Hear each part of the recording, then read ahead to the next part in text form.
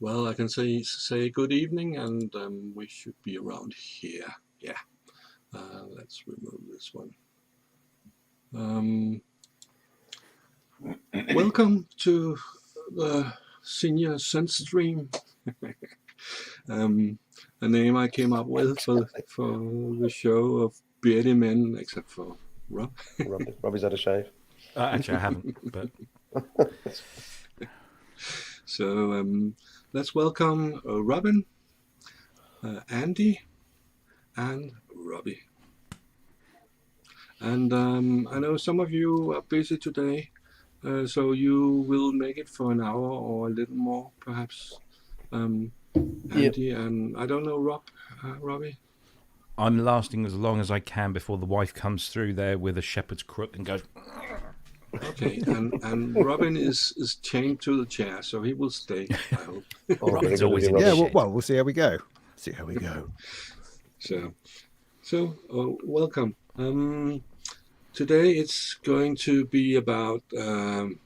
First I have to say it's the Ranze replacement team who's doing the show. Usually it's Ranze who has this time slot at Saturdays, so we're using it today when he's away. So the cat and the mouse. Today we're going to talk about Synth East that you created, Robin, and we're also going to talk about do-it-yourself synthesizers and electronics and such stuff. You have some experience. Yeah, great. Yeah. And we are going to talk about how to move a studio. And Robbie has I know someone who's doing a bit of that. Yeah. I saw your records, boxes and boxes mate. of them, Rob. I've still got another dozen or so to go. Yes, it's not good. It's not pretty. And again, Andy, he's connected to the Synth East because he performed with Robin there. So we found him on a street corner looking very. Yeah, they just dragged me in. Lawn. I was right. In you come, mate. Loitering with intent. Yeah, do you know what this does? It doesn't matter. This Just is stand there. He's eye candy. Yeah. And thank you, Robbie. So the chatters too. Let's see who we have, if I can find it here. I've got to do that on another computer. There. We have Universal Vibe. He came first. Then Future World Machines. Wagoo. Hello, Wagoo. You are always there. And Andy. Welcome again. And Culture of Ghost. Boom, boom, boom, boom, boom. And that's nearly it. Prometheus, I can never say that right. And do we have more? Azure Head is there. And that's about it, I think. Yeah. And Kent Spong. Oh yeah, Kent. And Fail Musu, Robbie. Yeah, weirdo. Yeah, weirdo. So let's get started here. It's the first time I try to do all this with lots of videos, so I hope it will work well. Let's Splendid start job so with. far. Yeah, it works so far, but let's see how it goes. So let's start with Synth East. And to do it right, I have to do it like this.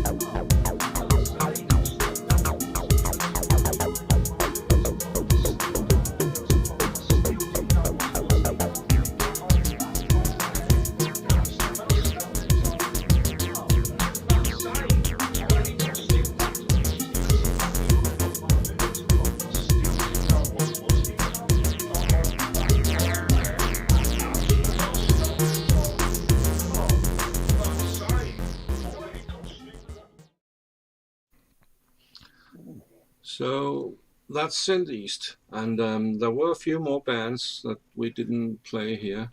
You can mention them, Robin, if you can remember. Yeah, totally. I mean, the one really was Nick Colt-Void, who headlined on the night, and she was just magnificent. I've stuck a link to her current album in the chat for people. It's just that her tunes are a little bit copyrighted, which plays havoc when you're trying to do YouTube videos. So it's best just left off. But go and check that out. It's very deep and exciting, kind of techno-esque modular that I've just thoroughly enjoyed, and her performance was amazing, as was Finaly's, of course. He was also spectacular. Slightly interesting thing about him was that previously when I've seen him, I saw him at Leeds, I think, a few years ago, and he was performing on modular, and I absolutely assumed that's what he did all the time. But actually at Synth East, he had a couple of, I think with Digitax, a couple of Electron boxes that he used, no less impressive in terms of performance goes. It was just interesting that he's kind of found a slightly simpler way to do live performance, which I don't exactly know exactly how I feel about that. It feels both great, good, do that, and also in that, you know, in some ways I enjoy the struggle of finding how to perform live with modular. I think there's something uniquely interesting in that. So it's just really interesting when people get to become performers more regularly, the decisions you have to make in what that means and what that looks like and what's important and what it is trying to get across. And there's no need to hang on to complexity if that's not actually what you're trying to achieve. Does that make sense? I just thought that was interesting. So that throws a thought out there of how we can all stroke our chins and go about that one. But yeah, Synth East was really great. I mean, what can I tell you about it? What would you like to know? How you came up with the idea? Yeah, well, the idea was in a conversation between me and Steve Davis. For those who don't know, Steve Davis is 7-time world snooker champion who has a strange fetish for modular and electronic music. His sort of potted history is that see, that's hilarious, is that you play a bit of snooker and then you spend the rest of the year wandering around record shops, which is what he did as a kid, and so built up this enormous collection and enormous knowledge of music, which in later years he turned into a radio show, was able to DJ with a friend of his, Cavus, and then that developed into him actually performing weird exploratory electronic music and getting into modular. And he did that sort of shortly before COVID, and then into COVID he spent a lot of time thinking about it and found himself watching my videos, and so we became connected through that. He reached out to me and said, hey, we should do something sometime, to which I said, Steve who? Sorry, what, that Steve Davis? Right. Oh crikey. So and that's been good. So for the last sort of couple of years, we've exchanged communication, and we've had a couple of jams and sort of got together and things like that. And we thought, well, we should somehow engineer a way that we can perform, because that's something that we both like. He does that through the Utopia Strong. I've been doing that in various ways for years. And so it really began from how can we come up with a gig that we can perform at? Really, it's that selfish. And so we kicked around a few ideas, back of a pub somewhere. I saw him perform in Colchester at the Colchester Arts Centre last year, I think it was. He was performing with another mate, and it was great. It was a bit like an EMOM. In fact, I think it was an EMOM, more or less. So just a short performance with other performers. But the space and the sound was just so much better than the back of a pub, And we thought, well, maybe there's something we can do in Norwich that would be of a similar size, similar shape. And so I spent a lot of time looking for venues and bits and pieces, and the idea started to come about through there. I know the guys at Electronic Sound Magazine who are in Norwich. I spoke to them about it. They suggested the Norwich Arts Centre, which really resonated with what I saw at the Colchester Arts Centre. And it just seemed to be a perfect fit. We got together and talked about it, and from there it suddenly said, well, rather than just having it be a gig, let's make it an event. Let's make it a synth fest, but in the East Anglia region. And so it really came about through that. So just through the idea of a conversation, trying to get a gig together, it then turned into this thing. And everyone I kept asking about it kept saying yes. I mean, that's the other thing. I was enabled at every step. Nobody said, no, just a minute, this is nuts, you shouldn't be doing anything of this sort. Everyone just said, oh yeah, that sounds right, we'll do that. Yeah, now we'll come. So it kind of snowballed. And my only concern really when we got to sort of got to a month leading up to it was that I wouldn't have enough space for everybody. So other than that, it all just went along. As I say, people said yes, people signed up, people bought tickets, everything worked. I ordered some things from Vistaprint, they turned up on time. Nothing seemed to could go wrong, and that sort of carried through the whole Friday night and Saturday really, and then it just all went pretty much like clockwork. I couldn't have asked for a nicer bunch of people to come along and for it to work as well as it did. I mean, everybody from the venue to the artists to the manufacturers and then the punters who came along were just lovely. Everyone was lovely. So except for Andrew, of course, but you got to have someone who's going to cause you trouble. Oh. But other than that, it was a fantastic time. And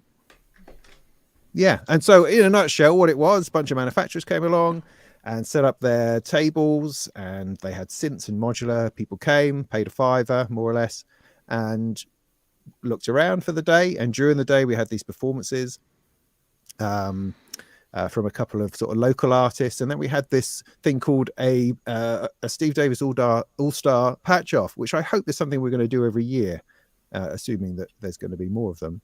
And that's where you get a bunch of modular artists together, you draw names out of a hat, and those two people have to play together, to collaborate, to improvise. It's a lovely idea because without modular in front of an audience. Yeah, because modular synthesis is very much about probability and randomization. There's huge elements of that in it. And we've just thought, me and Steve thought it'd be interesting to randomize the people who were playing together. And it turned out that we picked the perfect couples out of the hat, funnily enough. And that all worked really well. And it was scary and exhilarating, I think. At least that's my experience. What about you, Andy? How did you feel that part of it went? Before I come on to how I felt, just wanted to mention that this morning on the BBC Breakfast News, there was a feature on the Utopia Strong, about a 5-minute feature, which Steve Davis was there with his modular stuff, and Carver Starabi was talking on it as well. It was quite interesting. As I was sitting there eating my breakfast, this popped up. Oh, look who it is! So that was this morning. How did I feel? Well, like you said, the adjective that I'd used previously when talking about it was just, you've already used, lovely. It was just a lovely, lovely feel. When I got there on the Friday, I'd driven to Norwich from the Newark area via Robbie's recommended route, which was dead easy, Robbie. Thank you for that. And I got there, and then it took me a while to find the Pizza Express that we're supposed to be meeting in. And I got there, and then I found all this big long table of people, and there was only one seat left, and it was directly opposite you, Robin. So I went, oh, can I sit in this seat? So I sat down there. And it was just nice. It was really lovely atmosphere. Just talking to people, talking to the manufacturers, and Manu. Got on great with Manu. He was just such a laugh. And then the next morning, well, actually, I didn't have a particularly good night's sleep because I really didn't feel like I got anything ready at all. It was just everything that I'd done getting ready for it just sounded terrible. I thought, I'm going to make such an arse of myself.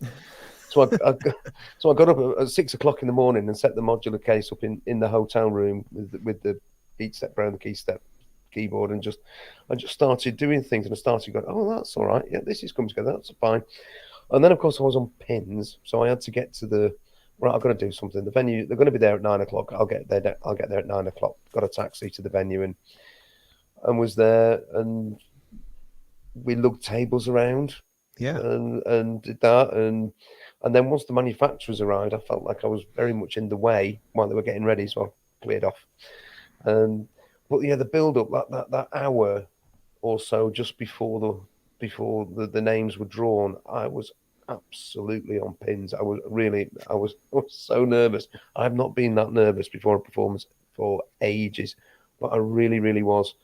And I went up to the little quiet area upstairs where Fiona, Gaz Williams' wife, was having a quiet moment. I just, can I come and join you? Because I just, and she was lovely. She was just so nice. Really helped me to see things, in perspective. And then there was the draw of the names coming out, because I was just thinking all the time. I was thinking, oh God, what if I get drawn with Sam? That's just what will happen? No, because actually, what happened is, I think you were dead right there, Robin. I think the right pairings came together really. The two big guys, Gaz and Sam together. I think that was perfect. Yeah. And then any other combination, I think, would have worked quite nicely. But it was just lovely. And once I got up on the stage, the nerves just went, right, there's noises coming out. Well, we just got to do it now. So let's just see what happens. Well, you probably sense about how little preparation I had also done. I mean, I know I'd done some videos of all this prep coming up to it, but actually when it came to setting your stuff up, we didn't have any idea where to start, but it was okay. And it was, you almost need to give yourself permission to relax into it, because this is a modular performance. It's supposed to be improvised. That's, you just turn it on and go. There's no safety net, or no, that's making it worse. I mean, it's all right, man. And the audience was so friendly that and so for you, there was no one there to judge. There was no one there sort of thinking, oh, this is going to be terrible. Everyone was like well up for it. And I think that really, the comments and the feedback afterwards were so they're just lovely. It was really great. I keep using that word, lovely. But that's what it was like. And just walking around the day after, thereafter, I could really just sink in and enjoy it. I know there's Jim's in the chat who was there on the day, and he'd be able to attest to just how nervous I was beforehand. But it's just speaking to the manufacturers, talking to people, looking at the different boxes. I love that arpeggiator box, and I really want him to design a sign for me. That was Chris. Oh, the MIDI ARP. Yeah, the MIDI cake. Thing. MIDI cake, that was it. And that the sign he'd put up, that was ace. I love that. And just lovely people. There, I've said it again. Oh, I've got to find another word for it. Well, it's ridiculous. It was a ridiculously nice day, and I have this slight fear. It really was. There's no way we could pull off something that went as well at any other time. We're bound to make it more complicated and more, I don't know, fussy or something, and we'll overdo it. Oh, wait, it doesn't matter. I mean, but heck, what else can you do but try to do another interesting time? So it went well. It was a lovely thing. We hope to do one next year.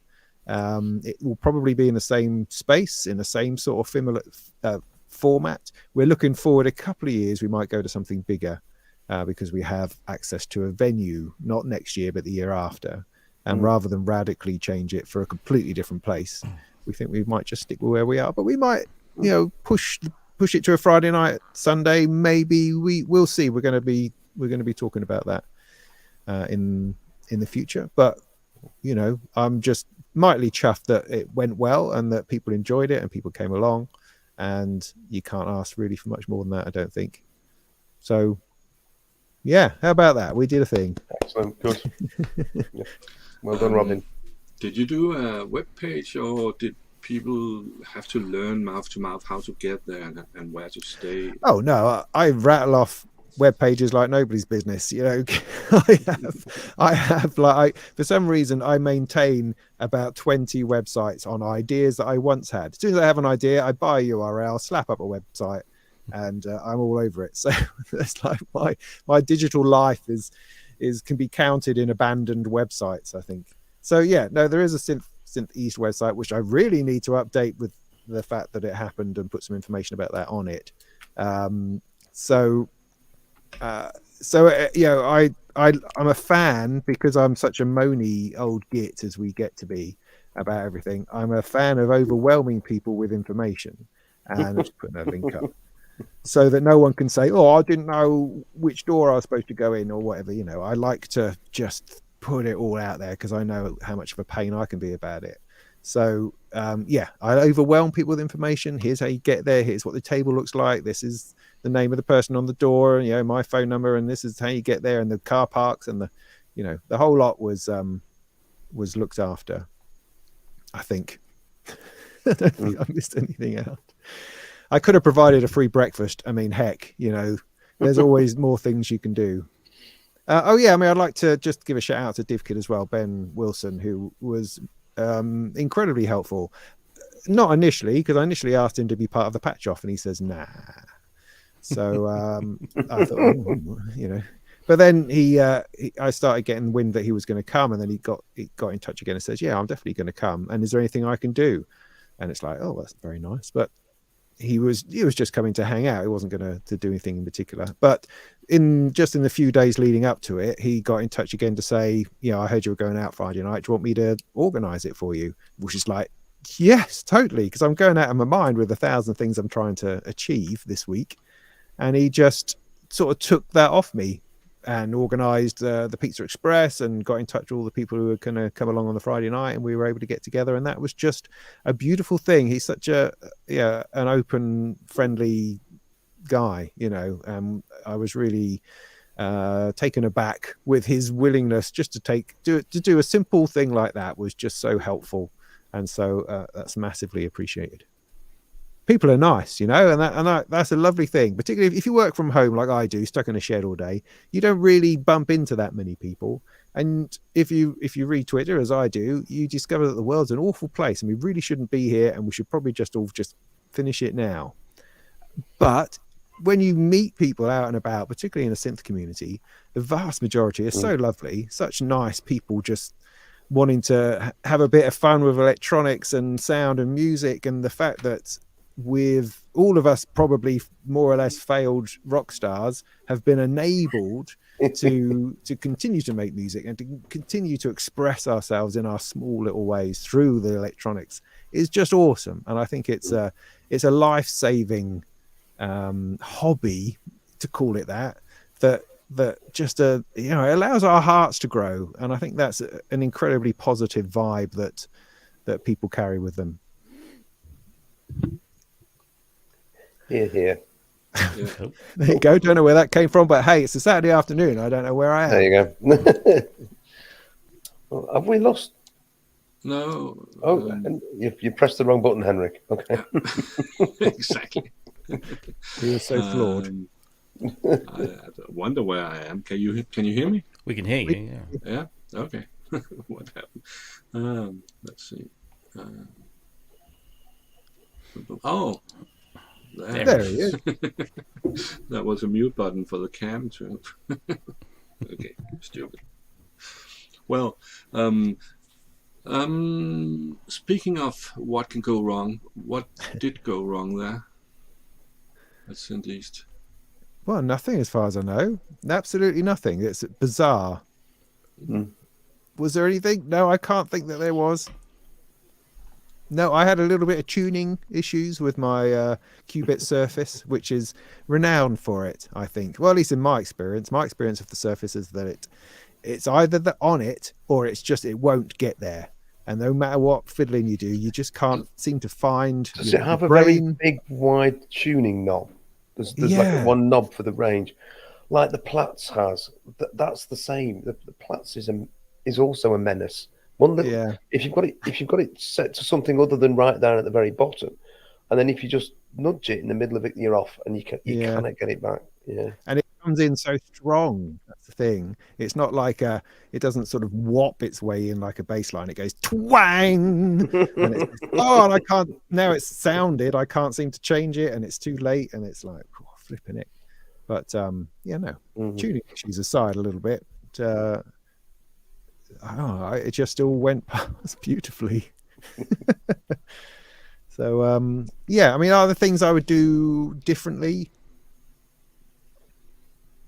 I don't know. This is the weirdest thing. It was a flipping perfect event, and I can't seem to find anything I would do better other than to allow more people to come would be the thing. So a slightly larger venue would have been great, or a 2-day event perhaps, which is what we're probably going to look at doing next year. That would be the only I think the only thing, because there's lots. I mean, there's lots you can do. Like I say, my fear of going forward is to overdo it somehow and to try to pack too much in or change it to something which makes it less relaxed. And it was just relaxed and groovy and community focused and about having a nice time, as opposed to any other nefarious ideas of trying to put on events as it can be. It was just, we wanted to have a lovely time, and that's what we did. Yeah. But where did people stay? Well, hotels or? Yeah, I have no idea. I left that up to them. But yeah, I believe so. I stayed in the travel lodge. So you didn't provide tents or something? No, it wasn't that kind of thing. Yeah, I mean, it's interesting because you can go as far as you like, I think, with it. You can turn it into a festival. You can try to do super booth. But I think for event, what I had to try out was to see what people the manufacturers, what they would stand. Because first of all, I had no idea whether they would want to come to Norwich to start with, but people seem to be fairly keen. And then it's like, well, do I provide accommodation or do I not? Do I let them find it? And, you're sort of treading this line as to what it is that people expect. Because I don't have any reference for how these things are supposed to go, It's like when talking to the Norwich Arts Centre, they're forever talking about riders and paying you money for playing stuff. And it's like, I don't understand what you mean. I mean, I understand that I've played in a pub and they've sometimes bought me a pint, for free. But what, you want me to have a salad? I don't understand what's that. What's that? You're telling me now there was a rider? Oh, apparently, but I couldn't navigate it. My brain couldn't quite understand what it is that they were trying to ask me. Sausage I roll and don't a need coffee, anything. please. Yeah. Apparently there's a dressing room, what I don't what. So those kinds of concepts I don't really understand. So I was very much playing it by ear in terms of what manufacturers expected and people coming expected. And I think we managed to get the balance right. And I realized that it's normal for Korg, for instance, to turn up with a van load of stuff with 3 people and to have sorted themselves out as far as accommodation goes and food and other bits and pieces. They don't expect me to have put them up at my house, or it's a business ultimately for manufacturers, and they treat it as such. It's a business expense, it's a business this, that and the other. So we shouldn't shy away from treating it at that sort of professional level. It doesn't have to be a self-generated festival or something of that nature. So, well, that's good. Yeah. How did you get Sam? Originally, I asked if he wanted to play in the evening, because we have there's two sort of events. There's a daytime event with all the manufacturers, and then in the evening we wanted to have a separate gig, a proper performance that me and Steve Davis would be a support act at, but then get somebody in, 1 or 2 people in who would actually be a decent draw and would be fun to see. And so I immediately thought of Sam, as he's great in performance. And so I got in touch with him, and he said no, because he says that he's just had a really bad time, a bad run of gigs where things went wrong. The tech wasn't working, and it was hard and exhausting and embarrassing, and he's kind of needs to take a break from it. So he wasn't in a particularly good way when I spoke to him. I think he's recovered a lot now. So he just felt, no, I just don't want to commit to any gigs just now. And I said, oh, okay, fair enough. Do you fancy being in the patch off? And he said, yeah, I'll do that. And so, it was that simple, really. He's tricky to contact because he is sort of behind management. He's that sort of level of artist. And so that actually worked out completely fine. It's just that you have to accept that he's not ignoring you. He just might take a couple of weeks to answer a simple question, So he's a busy guy.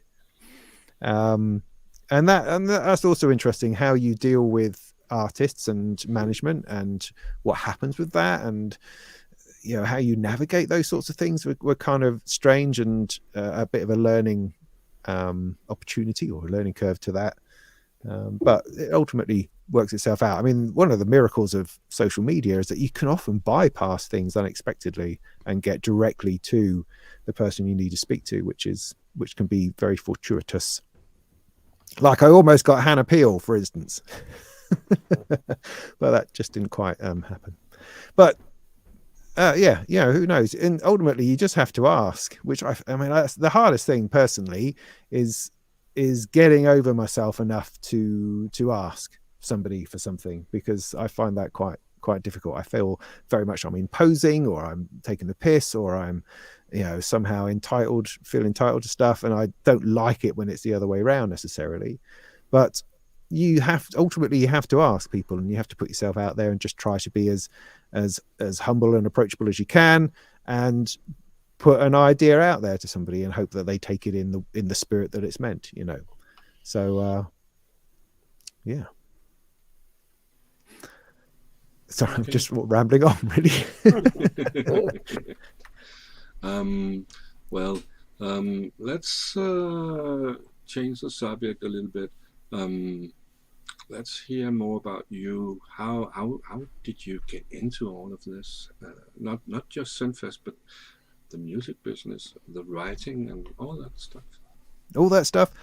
Well, I mean, the quick history is I've always made music from the age of sort of 13, 14. I've played on synths and then guitars when I left home, because I wasn't allowed to take my dad's synthesizers with me, and played in bands, all that sort of thing. I originally intended to do electronics for the music industry at the London College of Furniture back in 1986, but that didn't happen. I then failed all my A levels and had to have a bit of a rethink. But I kind of came back to it later, a few years. I was able to do a degree in musical instrument technology, where I studied Chinese folk music, Baroque flute building, and Fairlight. What can I say? A bit of a mixture, digital electronics, and my final project was a MIDI pitch to MIDI converter that I built onto this wooden flute that I'd built in order to control a Korg M1. So there you are. That's kind of encapsulates my whole world in that one thing. But from there, I then worked in a music shop called Turnkey in London, which I worked in for many years, and talked rubbish to people from behind a counter, and had to explain things over and over and over again, constantly. On a Saturday, I'd have this huge queue of people, because I was the PC guy, because I was the only person in the company who owned a Windows computer, and so I was therefore the expert. And very quickly, the kind of the beauty of Turnkey, and also its absolute evil heart, is that they dropped you in the middle of the shop floor and just expected you to know everything.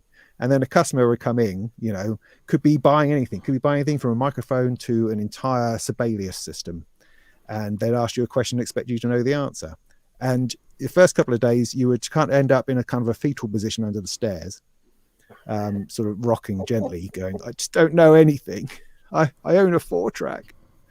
And then, but over time, you just have to absorb information very, very quickly to be able to get it out, or you leave. I mean, that's, Turnkey is like a baptism of fire. You either work hard to try to grasp some kind of sense of what you know, or you just get out, because it's not a very forgiving sort of occupation. Anyway, blah blah. So I was a PC man, so I spent all day explaining computers to people and explaining how to make music on computers to people, and that developed into me writing books on the subject, doing seminars on the subject, ultimately building computers and selling Caroline audio systems, computers, into giving birth to that into the world in our team of people. And eventually I left there and went on building computers for studios and people for music production. And through that started doing I went to schools and did presentations on it. I then started making videos in like the late 2010s, things like that. Sort of about 10 years ago, started making videos and then started doing reviews on audio interfaces, and that gradually grew into more and more technology. And then I decided it's now flipping heck, is about 10 years ago, that 10 years ago, I started doing it for myself. Let me get this right. About 3-4 years ago, I stopped doing computers altogether and started moving into hardware, writing about making content on synthesizers and hardware, audio interfaces, software, that kind of thing, and just stopped with the whole making computers thing because it never really made any money. I'd been doing it for years, and it was impossible to make unless you charge an enormous amount of money, which you probably could do if you tried really hard. It was very, very difficult to make money because of the amount of support that was involved, the amount of stuff that would break and return and you'd have to sort out, the complexity of the systems. Without a huge support system behind you like somewhere like Scan does, it's very, very difficult to make a go of being a one-person band making computers for studios for high-level stuff that it needs to work all the time. So when I saw an opportunity to pack it in, and the business was also running very low, I had been writing for Sound on Sound. I've been writing for other magazines, other websites on the side, and I just sort of made this shift so that the computer stuff started to fall away, and I started doing all of the writing and content creation more full time, and just really trying to, because I mean, if you're building something, if you're building a computer and trying to make it work, you spend a lot of time making things work. That's what I've learned to do. I've learned to make things work. And I've also learned how to explain complicated things to people, because computers can be complicated, doors and software can be complicated. And if you're getting constant phone calls from people who can't get sound in or out of their computer, you get very good at explaining complicated concepts to people so that they can fix their problems over the phone. Because the last thing you want to do is get it back. I don't want to send a courier to get the thing back, because that's just a whole world of pain and hurt and money. So through that sort of experience of music tech support over the phone, of building the things and making them work, I feel I've sort of developed this background knowledge of being able to quickly understand and get into complicated music technology stuff. That seems to be what I've taught myself over these years. And so now, through the wonderful medium of YouTube and other bits and pieces, I'm now able to sort of focus that on different products and different stuff. And hopefully what I hope I'm doing is opening up products to people who don't really understand what they're doing. That's always been my thing. I mean, right back from when I started, because it was an Apple world, I always had this big chip on my shoulder about Apple and PC, and how that the Apple people would always say, you're supposed to be a professional, you've got to be a sound engineer, you've got to know this, you've got to know that, you've got to spend thousands of pounds on a Pro Tools rig. All of these things you were supposed to do, all this gatekeeping stuff that Mac users were doing in the industry at that time. Whereas I could pop up with a cheap PC and a cheap piece of freeware or shareware and make music, and it was very much, I was very much wanting to allow as many people as possible into the idea that they could be making music on their systems at home. Very much knocking down those doors, trying to lowering the bar so that the worst people could make the worst music, and that was okay. You didn't have to have passed anything or achieved anything in order to do that. And I'm still very much fighting that fight today with modular, with synthesizers, with music technology. And that's definitely where I come from. I come from a place where I'm just trying to unpack and explain and share so that more and more people can experience the joy, hopefully, of making music with electronics. Okay. Perhaps we should talk a little bit about something else you're doing. Let's see this one.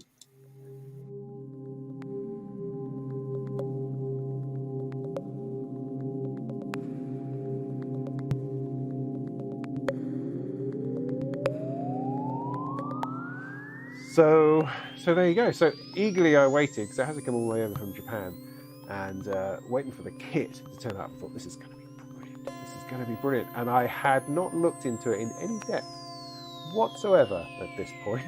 I was just eagerly sitting there expecting this thing to come, and then it did, in a fabulously black box. Oh yes. But when I opened it up, right, with trembling hands, what I found, which are awesome of course, is just a collection of PCBs. There's not a single component, not a sausage. I had completely assumed that the kit meant the whole lot. Like you get, I've got another kit here, like, for instance, like the Chopping Kinky from Befaco. It's got everything in there, PCBs, all the components, all the resistors, everything you need to make it is in the bag. With the Decker's Dream kit, no, it's just the PCBs. What?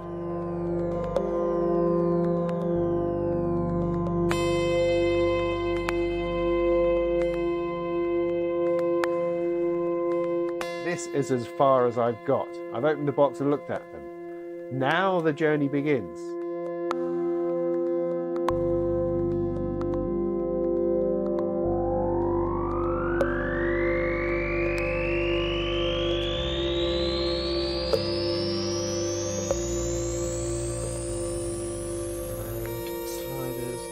Okay, set center, press enter.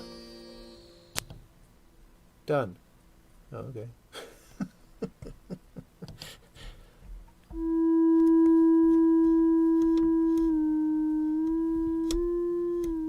So now I can genuinely say I am overjoyed. Overjoyed with this thing. So pleased that I pushed on through, that I just put that little bit more in, a little bit more meaning like 4 or 5 more hours. And we got there, more or less, got there. Right, I'll shut up now. I've got to go and make my Molten Music Monthly. So that's fun. So, cool. Thanks again to everyone who's helped, to every single Facebook forum, little post, little comments of encouragement that I've had have been awesome. Thank you so much for all of that. It's been quite a week. Quite a week.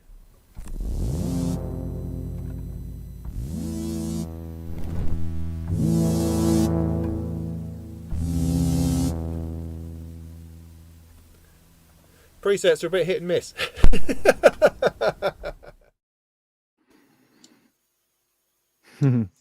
Yeah. So it took some time, but now you're there. How do you feel? Yeah, pretty much. I'm alarmed at how much I've aged in the 4 years between the beginning and the end. That's a bit alarming, but hey, we are on the senior stream after all. Yeah, it's like 99% there, which is great. A little bit frustrating, I suppose, because I can't quite draw a line under it yet. But yes, it was an enormous project that I could not comprehend when I started it. I mean, I think if you worked at it solidly, you could get it built in a month, I imagine. But I had a lot of gaps in between giving it a go. And there was a lot of thinking required in trying to grasp different bits and what bits were, because the instructions were poor, to say the least. This was not a beginner's project. And you really only had the screen print and the bill of materials. That's kind of what you had. And so there were areas where you weren't really sure what things were, what components were. Some things were difficult to source. Thankfully, SynthCube essentially did an entire kit where you could just buy all of the components all at once, and that was just the easiest way to go. I did try to go through Mouser and RSS and other bits and pieces to try to put together the pieces that I'd need, but it was too difficult. You get like a page of capacitors. You don't know which capacitor. They're all the same value. They all describe the same, but they look incredibly different. Things like that where I just didn't have the knowledge to choose the right bits confidently. So getting the entire component bundle was just the best way forward, although even that didn't have everything in it that I thought it would, and some things were still a bit weird. But ultimately you just have to push on through and see where you get to. And I know that other people had built it, so I knew it must be possible. But yeah, it was a thrilling thing to go through and to get it more or less working at the end. I mean, the problem I have is there's one voice which is a bit screwy that I need to look into. It's probably going to be a bridge or something that's not soldered quite right. And there's a bit of an earthing thing going on, which I'm sure I can work. I'll just keep desoldering things until it stops. That's one thing I wanted to ask you, because I was sure I was only counting 7 voice cards. Yeah. Yeah. We had a problem with one, so. Yeah, there is. There's one was just given like a high-pitched squeal. I mean, it wasn't a non-musical squeal. It felt like it was like just sort of 3 octaves higher or something. So whenever it hit that 5th voice as you're playing, because it kind of alternates, it go dun dun dun dun dun dun dun dun dun. So there's something there, but you know, I mean, if I can only use it with 7 voices, that's not the end of the world if I can't resolve it. But I kind of feel that I probably could. Does it skip? Does it, when you play the 5th note, do you get silence then, or does it just move on to the 6th? It moves on to the 6th. Yeah, it's quite clever. That's, you can run it with just 1 card in, and it will happily play that 1 card over and over. So so I feel it could be resolvable. So I don't feel I've finished it. I haven't put the little coloured things on the front yet, or the knob, that kind of thing. I haven't screwed it in. So I'm going to give it another look. But I mean, geez, I've got so much work on at the minute that I don't know when that's going to happen. But heck, I'd like to give it a go, because it'd be great to really draw a line under it, and to then enjoy just being able to turn it on and play it. I mean, that would also be great. But no, I wouldn't recommend it to anyone unless they really want to get stuck into a decent challenge. I mean, I kind of think there's a TTSH, is it, the 2600 kit, which appeals to me as a thing to do next, assuming Black Corporation don't want to throw me a bunch more PCBs of some other synthesizer. Then it's not the chap who was in the corner at Synth East. Oh, Mike, yeah, he had one. He's not the person that sells them. No, he's just he's just an enthusiast. Right. So yeah, we had a couple of those at Synth East actually that I didn't mention, that just people who got in touch to say, I've got a bunch of synths, can I bring them, because that's fun. And we had a couple of people, Steve in the back, who had a whole bunch of more digital era synths, DX7s, M1s, things like that. And Mike, who had a 5U modular, and he also had the Descartes Dream and the ISA 9. I don't know how do you pronounce it, the Jupiter 8 clone version thing. A few other bits and pieces. So yeah, another project. That's what I need. I think. I started with the Formant synthesizer in around 79 or 1980. Wow. And now I'm about 99% done with the book. But I also was at around 1980. I never really began. I would have loved to do it, but I read the book and all those circuit boards, and the project was too big. So I really understand what you have been through, what you have done, and I couldn't do it. I would give up before going that far. Yeah, it's fun. I mean, I didn't come at it with a whole lot of soldering experience. I did do an electronics O level back in '85, so I had done a little bit of soldering. I did some soldering in my university course as well to build my MIDI to pitch to MIDI converter thingy. And obviously I built a few Eurorack kits since then, but really, soldering wise, I'm pretty much a novice. So it does go to show that you don't have to have all the gear or all the experience to tackle something big. You just need patience and time, and I think not to be too hard on yourself, and maybe some good humor. And also, I mean, because there's that possibility that's just not going to work, and I've been fortunate, I think, to come out the other end with a mostly working synthesizer, because you can go through all of that and just not get anything.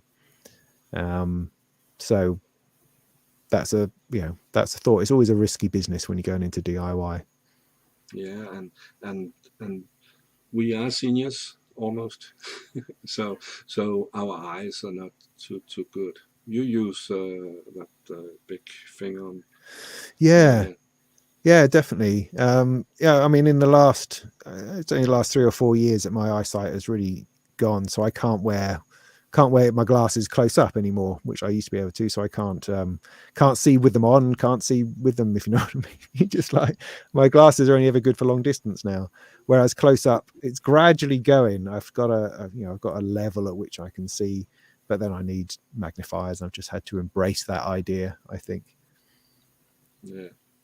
Only problem with magnifiers is if you're soldering and your soldering iron is in another distance from compared to the circuit board, then when you put it down, you may hit the wrong place. Yeah. So, well, I've almost given up on electronics. I've done it all my life, small things and repairments and stuff like that.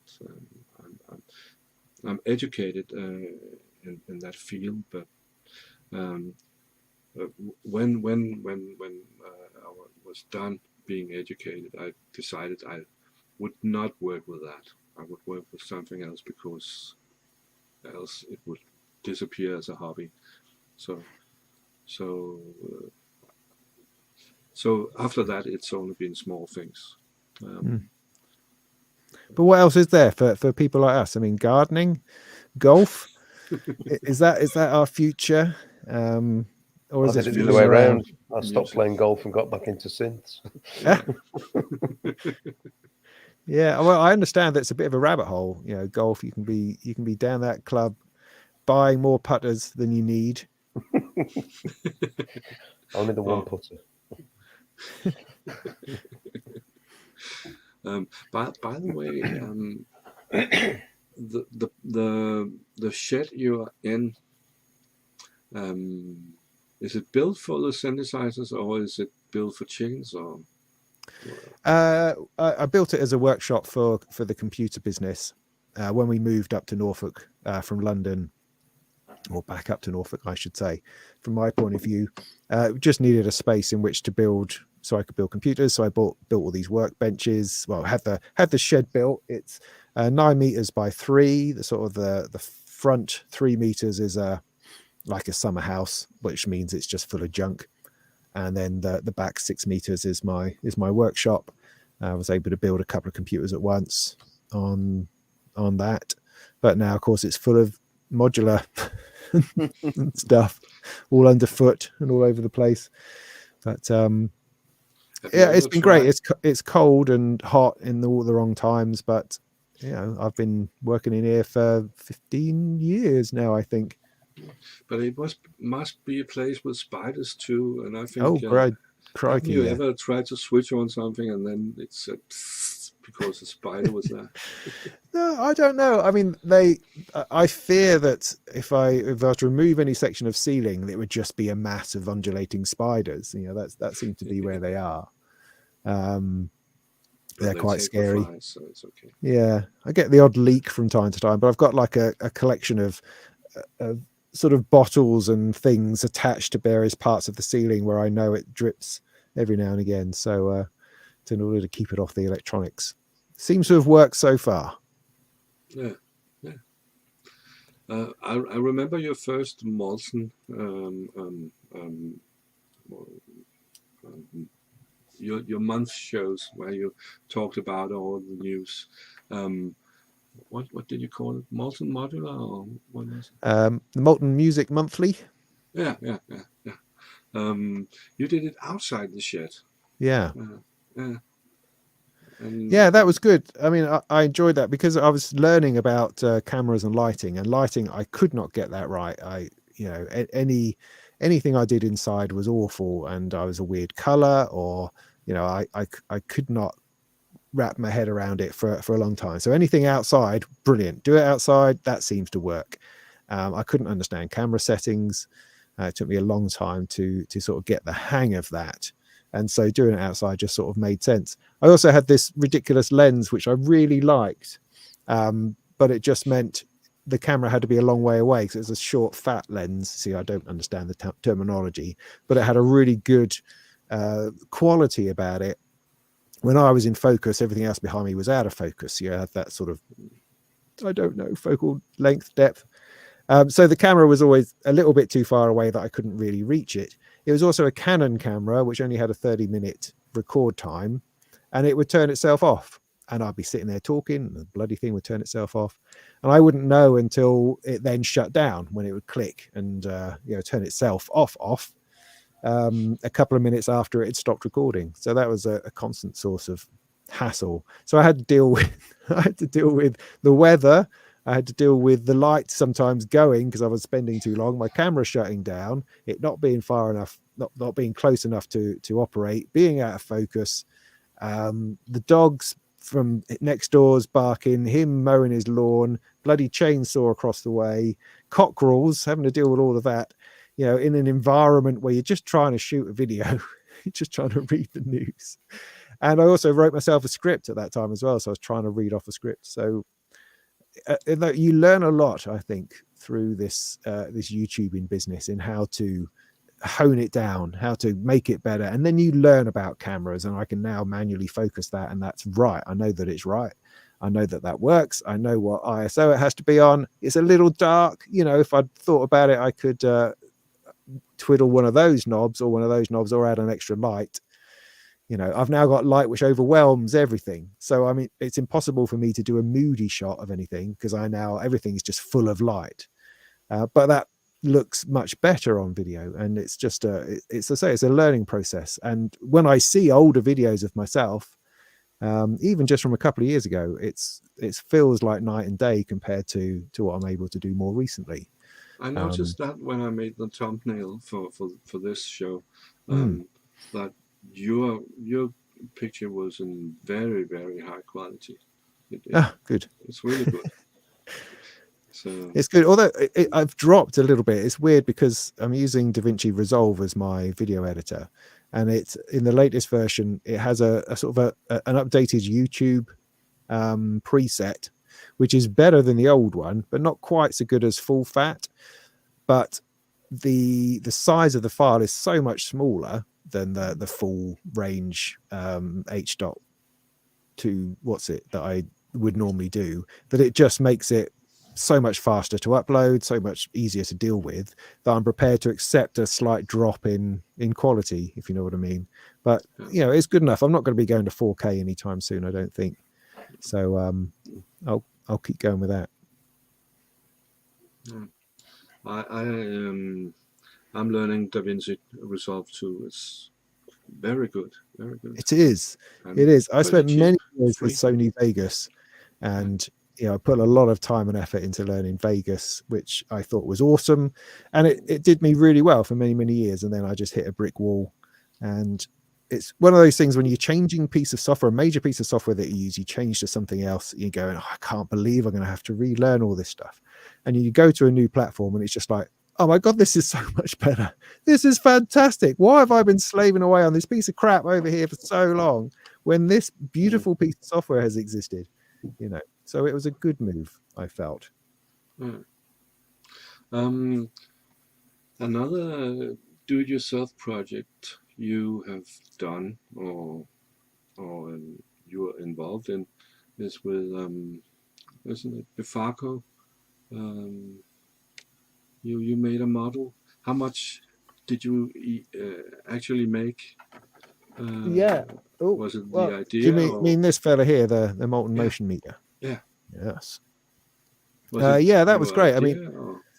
It was my idea. I spoke to Manu about it a few times. Manu, who runs part of the team who runs Bifaco, and he's always said, if you have an idea, then give us a shout and we'll talk about it. And of course, like anybody, it's like when you become a parent, you instantly know how to write children's books. So as soon as I got into modular, I instantly knew how to produce and design modules, which I didn't really, but you just have these ideas, and most of them you realize already are catered for and exist, or you have a complete misunderstanding of what you're trying to do. But there was a particular thing that used to annoy me, having been a software person, was that in software, whenever you do modulation, it's very animated, it's very visual. You see knobs move, you see, maybe a modulation ring around something move, and show you exactly what's going on. And in modular, which is so much more hands-on, when you patch something, you often lose all sense of what's going on except through what you hear. So there's never any motorized knobs. There's very rarely any indication of what's going on, other than perhaps the odd blinking light. And so I thought it would be a really good idea to be able to visualize that. So I actually worked on it by myself for a bit. I found a DIY voltage meter, sort of an array of LEDs that I was looking into, and wondering whether I could mount those around a knob on a larger filter module. If I built like a DIY module, then maybe I could drill some holes and put some LEDs around it. How would that work? So I was already sort of into the concept very much, but it wasn't until I spoke to Manu at Bafako that any of it really came together. And they're responsible for the, I pitched them the idea. This is the kind of thing I'm thinking of, and I would mock something up in Photoshop, just very roughly, and then he'd come back a couple of weeks later with something that actually was workable and looked like it would do the job. But it took quite a while to get this particular module done, because there were some complexities involved, some choices that had to be made, and some toing and froing over design and things like that. So it was definitely a collaboration, but absolutely they did all the actual work in designing the PCB and making it work in those regards. I was just I was the artiste saying, oh, no, put that knob over there. No, I want them straight. How dare you? But they stuck. See, they stuck to the guns and made it offset. And I think that's good. Do I? Yeah, I think I do. I think that's good. Straight would have been straight, whereas having them slightly off, those are sort of conversations that therefore take weeks and weeks of arguing, that can delay a project. But ultimately, I think it came out all right, and it's been really well received. So it was definitely an idea, I think, that other people found useful. And we built in some functionality, so it can turn stuff down and it can mix a couple of things together. So it has a few uses as a module, which is what you need. Yeah. Let's move to Rob. So Rob, you have moved a lot of stuff recently. How to move a synthesizer setup? Painfully. Technically, I've not actually moved anything yet. I'm just packing. But the one thing I have learned, and the one thing that I've been vindicated in, is keeping all of those boxes that my wife insisted that I should throw out. Why are you putting all those empty boxes in the garage? Because you never know when we move, I'll need them. And hey presto, there they were. Unfortunately, not everything came in a box, because, especially with the used stuff, I mean, you can sort of see, things like the KXs and the DXs, they were all used and secondhand, and not everything had a flight case. So if you've not got enough room in the new place for an 88 keyboard, Robbie, get in the queue. Oh. Lots of people have suggested that, and it's not going to happen. But the ironic thing is that I dismantled the entire studio and taken everything down, and then Kadamo decided to send me the Mask 1, which I was kind of expecting, but was hoping it might have been a bit sooner. But what it's actually done is it's given me something to play with again, because I've been bereft. I've literally packed everything away, so I've had nothing to tinker on, not even a controller. I should have just kept the little controller out. But anyway, yeah, that's going back in its box now. I've finished the review, so that I'll go back in and for a few weeks. But first thing I would recommend, and I'd recommend this regardless of whether you're moving house or not, is avail yourself of something like this. a label printer. There you go. It's one of the most important pieces of equipment you'll have in the studio. If you're not labeling up PSUs or connection ports or mixer channels or so, this is a lifesaver. So yeah, all of that equipment that we have nowadays that relies on wall warts. You unplug them, you wrap them up, and you put them in a box. And when you get there, you think, which one was that for? And then as Robin mentioned, failing eyesight. You get the glasses out and you're trying to read the voltages to match them up with the unit. So literally label everything. I've got to get one of those, Robbie, because I'm an amateur. Look, I use address labels, and the worst thing in the world is when you find an address label that's come off that's I do watch. Or pen. Robin, I do have a silver pen, silver Sharpie. Silver pen's good. It is. I mean, the thing is with labels, they're kind of you have to be careful with some of the refills, because some of them leave residue more than others. Not necessarily the branded ones. Some of the cheaper ones are better in terms of that, but yeah, just labeling. So even my Jaspers, right? So I have 2 Jaspers stands. Every pole has a label on it, so I know that it, because I've got the locking ring nuts on there as well. So it's when it gets to the new place, it literally will just be bum bum bum bum, and I won't have to scratch my head, hopefully. So I don't know. I just put the last arms on my Jasper the other day. I've had it for a year, I think, seeing here, and I finally put the last arms on it. And every time I put a pair of arms on, it seems to take me half an hour. Unscrewing it, going, oh yeah, I know how to do this, and everything falls out the bottom. That's and, it. Got to turn the whole thing around. So I've left all my arms on the poles. I've left all my arms on the poles. Good point. Which sounds like a bizarre World War II reference. But so hopefully things will go back. I'm hoping. But the thing is, now I've got this Mask 1. I've got to think, well, where am I going to put that? Because it won't go on the desk. So yeah, keeping your boxes, getting a labeler. I think probably the 2 most important things, and then that stuff. Not sure I understand. Oh, shut up! That stuff there, bubble wrap. Get rolls of it and wrap, because there's going to be stuff that you don't have packaging for. So lots of good bubble wrap and good strong parcel tape, not this rubbish that you buy in the news agents, and lots of boxes. But I'm not moving. I'm not having so. Because I am a senior, as you have announced to the world, my back doesn't support lifting all of this stuff in and out anymore. So we've got a removals company coming in now. Unless you are the Ty Unwins of the world, you get specialist removal companies to come in and crane your things in and out. Don't trust a removals company with your beloved vintage synthesizers. So all of those are going in the car with me. And luckily, we're only doing, like the new house is only 5 miles away, so I can do multiple trips, and it's not going to, break the bank or the back. But yeah, that's making sure that everything's set up, and then just planning it all to make sure that because at the moment all my YouTube broadcasty worky stuff is still here. Nothing has changed in this little zone, and that won't happen until this time next week. So I finish work on the Friday. I'm going to be off for a couple of weeks, so I'm going to go through this.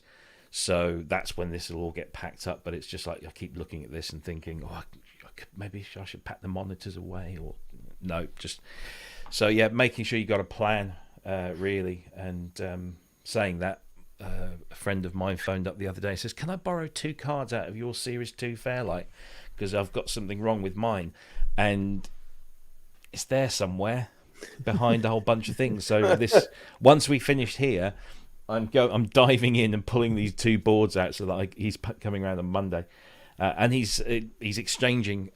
Managed to find. I put a little shout out a little while ago and didn't really get a response until he saw this. The original QX1 5.25-inch demonstration discs, which you can then hook up the QX1 to the TX816, and it'll do this massive multi-timbral FM symphony. So, nice. Getting that in exchange, bless him. But yeah, it's just tying cables. There's another thing. Cable fairies exist, okay? I don't care what you say. Cable fairies do exist, and they are everywhere, and they'll just take minutes, literally minutes. You turn your back, and that lovely organised pile of cables is now a bird's nest. So making sure that you tie cable, get Velcro tie things. Toman, I actually bulked out an order from Toman to get me free shipping with a whole bunch of these different width cable fabric ties with Velcro on. Brilliant, absolutely brilliant. And even keeping the little twisty wire things that you get with cables, always have a bag load of those, but so that you can just wrap your cables and tie them in a nice proper thing. I bought some Velcro straps in Lidl, I think. But they had mounted the Velcro on the wrong side, so you had to twist them to make them work. Well, some of them are designed. If they've got like the Toman ones have got a D-ring that's stitched in on one end, and then the Velcro on the other. And the way you're supposed to do it is you're supposed to wrap it round the cable and then back on it, so then the Velcro is on the right side when you then just wrap it round. So. But even plastic cable ties, useful all around the house. But especially when you're sort of packing this stuff up and making sure again that the cables that work with the machine, balanced cables for certain things and unbalanced for others. Making sure that you don't mix them up, because then what will happen when you get to the other end, you'll set everything up and then you're trying to recable it all, and you can't find this, the certain length cable or this cable or that cable. So. Can I put in a request, Robbie? Mm-hmm. It's not for a bit of gear on this. I'm not on the scrounge again. Can you do sort of a time-lapse video of you setting everything up in the studio where it goes? I think that would be really interesting. Yeah, I was going to come on to that. It was because once this is all packed up, and it pretty much is, I've been thinking about how to fit it into the new space, and the new space is going to be a little bigger than this, and it's going to be more useful because, as most people that watch me do stuff on here know, that I've got, obviously there's the main door that comes into the room just back there, but then over here, I don't know if you can see just there's another door which is the ensuite bath or the ensuite shower, because this is technically a bedroom. This is bedroom number 2. So I put my kids in the smaller ones, and I have this one, but this is my workspace. So that ruins a whole bunch of space where I could put gear. So I could actually get 2 Jaspers across that wall, had it not been for that door there and the space you have to leave for that other door to open. Now the beauty of the new place is that I've actually got just one door and one small window, which lots of stuff can go underneath. So there's loads of wall space, and I don't have this stupid inset ceiling, when the roof comes into the room. It's a weird design, but that takes up unimaginable amounts of space and also provides bad sonic reflections as well. So acoustics is pretty awful. So that's gone, but there are plenty of free online room planning things. I've been using one, I forget what it's called now, but you can build. I just build objects that are the same, width and depth, and then just place them. So I've already kind of got the room figured out, and I will be able to get the DX1 in as well, which that's how useful the room will be. So the DX1 will actually live in the studio and not downstairs in the what we call the games room, which makes it sound very, very elaborate, but it's not. It's just the dining room that's been repurposed so that you throw the kids in there. So yeah, it is a nightmare, and that my worst fear at the moment is that everything won't go in, especially my records, as Robin pointed out. I've got so many records, and it doesn't help that, like yesterday, I had, I haven't even this is Depeche Mode's album. I haven't even unwrapped that yet because there's no point. I've got other things that have turned up, and these are all pre-orders. I can't stop them from coming. So. There's more, but that's going to finish, I hope, this weekend. Once we've done here, I've just got the odds and the sods, and then next weekend it's that's the scary weekend, because that's the weekend before we move, and then we've got 5 days to move. So we hand the keys back on this place on the Saturday after we start on the move. So Monday, Tuesday, removals company come in, do the bulk of it, and then Wednesday, Thursday, Friday, we sort of finish off. Saturday, hand the keys back. Sunday, up at 4 o'clock in the morning and driving to Italy. So it's non-stop. Wow. Yeah. But at least then I'll be gone. It's just me going. I'm meeting family over there. So it'll be 2 days driving to Italy, and I'll just be on my own in a car with my music and a bunch of podcasts. Yeah, nice and relaxing, I hope. I just want it to be over. But there you go. So that's all I would say at the moment is what I've learned from packing up is keep your boxes, get lots of packaging, make sure your insurance is good as well, tie your cables properly, label the shit out of everything. There you go. I also heard that modeler, if you want to sell your old modeler stuff, it will give you more. You'll get more for it if you have the original boxes. Oh yeah, absolutely, yeah. But selling stuff, that's an alien concept. I wasn't sure. Would think something was getting lost in translation. I don't know what you mean. It was something I heard about. Yeah. Yeah. Now, do you know I've actually these times of your life when you move house, and hopefully it's not too often. It does give you the opportunity to clear out a whole bunch of rubbish. I mean, I've just over here to the right, I've got a 3-drawer, like a filing. You know, it was part of an old desk that I used to have. The desk is long gone, but it was a useful, surface to put stuff on. At the moment, it's got 3 Yamaha modules on a little bit and my record deck. But I've managed to clear all of those. Listen to that. I've managed to clear all of those drawers out, and I don't need that anymore. So that'll go up the tip, I'm sure, because it's a bit wobbly and stuff. But and that'll give me a bit more room in the new place because I haven't got to accommodate that. So you do have to kind of be ruthless. Like magazines as well. I mean, I've got a stack of electronic sound on sound, and classic pop, I think, downstairs, and it's just a huge pile of stuff. And I sit there looking at it and think, well, do you know, one day I might want to read that properly, or reread it, or go back to it, like I do with I found a copy of 1-2 Testing with Howard Jones on the front.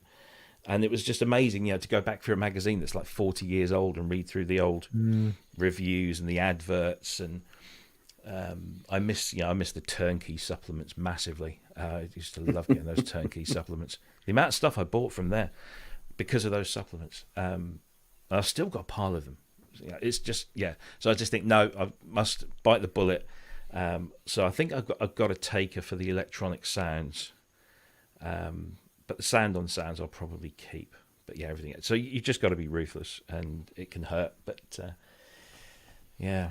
Oh, I've got a cupboard full of sound on sounds and future music magazines and music technology, and I actually, I think I'll only keep Sound on Sound Volume 1, Issue 1, and I really do think the rest I might just stick them on eBay. Well, if anybody wants them, but I mean, with sites like Musings, exactly, they're all up there. You can see them all anyway. Exactly, and that's an ongoing project, so that will always have stuff. And the Sound on Sound website has most of the legacy stuff. Certainly, the last 20 years is on there. I think the only ones I'll keep are the ones where I've had something published in there because it's just a reminder that I finally did it. Look, son. This is me. Exactly. This is my name in print. But the thing is, even with this is the latest one, and this has got the advert for the podcasts, and of the 4 podcasts, 2 of them are mine. Yeah. It's like, yay! That's just like wow. So I'll probably keep that one because it's got that in there. But really, do I need it? No, probably after a month or so. I've read through it cover to cover, and just move on. It's the way It's the way things are these days. But yeah, so I think I've got a taker for most of them, so I need to sort that out. But yeah, it's I say it. Just want it to be over. Just want it to be over. And there you go. That's all I have to say about moving stuff. Try not to, but if you have to, keep your boxes and label the shit. And when it's done, you have nothing to say about it. When it's well, do you know, that's the other thing. I think I get it all in there, and now it's going to be weeks, if not months, until I get it to what this was a month ago. I kind of got this room sort of set. It was all everything had its place. Do it in an afternoon. Nah.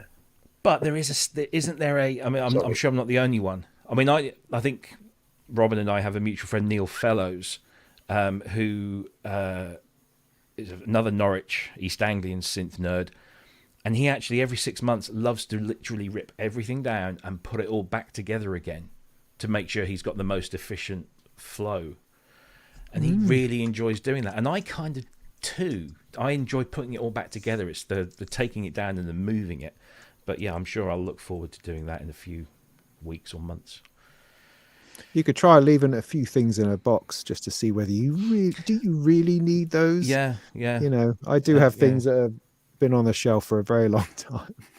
Well, I was looking at my Alesis Fusion, which I only really got because I was working on it at the time, and then it kind of became the center of my musical world for a while before I started buying all the vintage gear again. And once I did that, it just kind of sat on the bottom of the rack. And when I took it off the rack a couple of weeks ago, it was thick at the back. It was thick with dust. And I think, I just don't use this. I just absolutely don't use it. But I don't really want to sell it because I have a kind of an emotional attachment to it because of the work I did and who I did it with.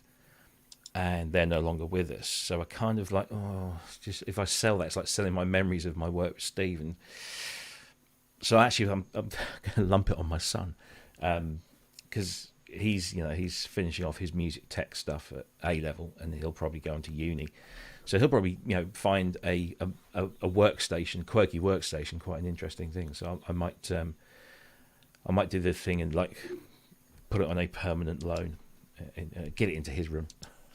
But yeah, there's going to be stuff that still will remain in boxes, I'm sure, for a while. And then we'll see. Yeah, but it's getting the DX1 in. It's the one I want to get into the studio, but it's the one that's going to be the most difficult because of its physicality and where do you put it. But and I've got to deal with a wooden floor. I need to speak to people about acoustics with a wooden floor because that's going to add something I probably don't really want. So rugs, I suppose, is the answer. Yeah, so do you mind if I ask you a little bit about your setup then, Rob? I mean, how could you have this field of keyboards that one sees in the background? Do you have them all wired in, ready to play? Is that the idea? Mostly, yeah. So when it was all set up back in the good old days, each Jasper's stand had an 8-channel or 16 mono channel line mixer. Which everything, all the instruments in that rack would go to that line mixer, and that line mixer would then feed into the mixer that I've got on the desk, which at the time was just a small Behringer desktop affair. But I've got an O2R in the garage, which I bought really cheaply, and it works, and it's got loads of the extra cards, and I would love to be able to get that into the new place, but that's a desktop hog, though, isn't it? It is a big space, yeah. So yeah. But yeah, so each rack had its own mixer and its own MIDI hub. So I have a thing about Yamaha's UX256s, which are these, they came out sort of like turn of the century. They're 256 channel USB MIDI boxes. So you've got 6 pairs of traditional ins and outs, and then you've got 2 of the TG ports that Yamaha and Roland were using, those serial ports. So you can get 256 channels. I've got about half a dozen of those. Plus I've got the MIDI, the MU8EX from ESI Audio, which is that big orange thing, which is very good because it's auto switching. So it auto senses whether it's an in signal or an out signal. So you just plug it in anywhere and it will detect which direction of travel it's going. It's got a USB hub in there as well. So everything is kind of, certainly audio-wise, it's connected. MIDI-wise, mostly. So yeah, it was all kind of set up. It would never all get switched on at once, probably because I'd just draw the power from the grid a little bit too much. But yeah, mostly it was connected. But I am now thinking that the amount of time I spent with a lot of those machines wasn't a lot, and so maybe I am going to sort of rationalize it down a little bit. But the thing is, I know that I'll think, oh yeah, I've got that in the garage. I'll dig that out and have a play. Then it just ends up taking a permanent space in here. But yeah, do you play them then individually, or are you playing from a master keyboard and sucking sounds out? Yeah, mostly master. So I would have before. Again, I'd have the KX88 here, which was a lovely thing to play, and I had the Mini Freak on the desk, which was just obviously of its own. It was doing its own sounds and stuff, but also it was a nice small controller that didn't take up a huge amount of desk space. So that was the main thing, and that's why also another reason why I got into WIDI. Take a drink, everyone, because with the cabling. Obviously, again, with all the doors and stuff, I was having to run cables around door frames or in front of door frames, and it was a bit of a trip hazard. So being able to just like WIDI everything up and then just turn on the bits that I wanted, and they would automatically connect to each other, and I could just do whatever. Not that I've done a huge amount of music production in the last few years, but it was always much more useful to not have all of those wires traipsing around everywhere. And they really do work. I mean, I lots of people say I'm sort of like shilling for CME. I only talk positively and enthusiastically about WIDI because it actually does work. The latency is imperceivable, and they're very easy to set up, and they do make a difference, especially in a small space. If you're the junky XLs or the dead mouses of this world, and you've got all of this room that you can just run cables, all the cables are probably set into the wall and everything, it's fine. But when you're in a small environment like this, a WIDI, some sort of wireless connection, if you can get away with it, is a real boon. So, but the ideal, I think, is for the new places, so that everything can be connected if it needs to be connected. And because this year is 40 years of the DX7, that's my focus in terms of seminars and lectures, the things that I sort of do. I can't talk too much about what's happening this year because we're still sort of finalising the details, but a lot of that DX stuff is going to have to be easy to get to and easy to trial and demonstrate. So that'll be an interesting thing. So well, now that Andy's arrived, this Andy's going to duck out because I've got to get myself ready for this gig tonight. So yeah, lovely to see you again, Robin. Nice chatting with you. Yeah, you too, mate. Thanks, Henrik, and thanks, Rob. Andy. And see you later, Andy. Bye, Andy. Take it easy. Take care, folks. Draw. Bye. Yeah. So fingers crossed, it'll all go smoothly. I am having kittens.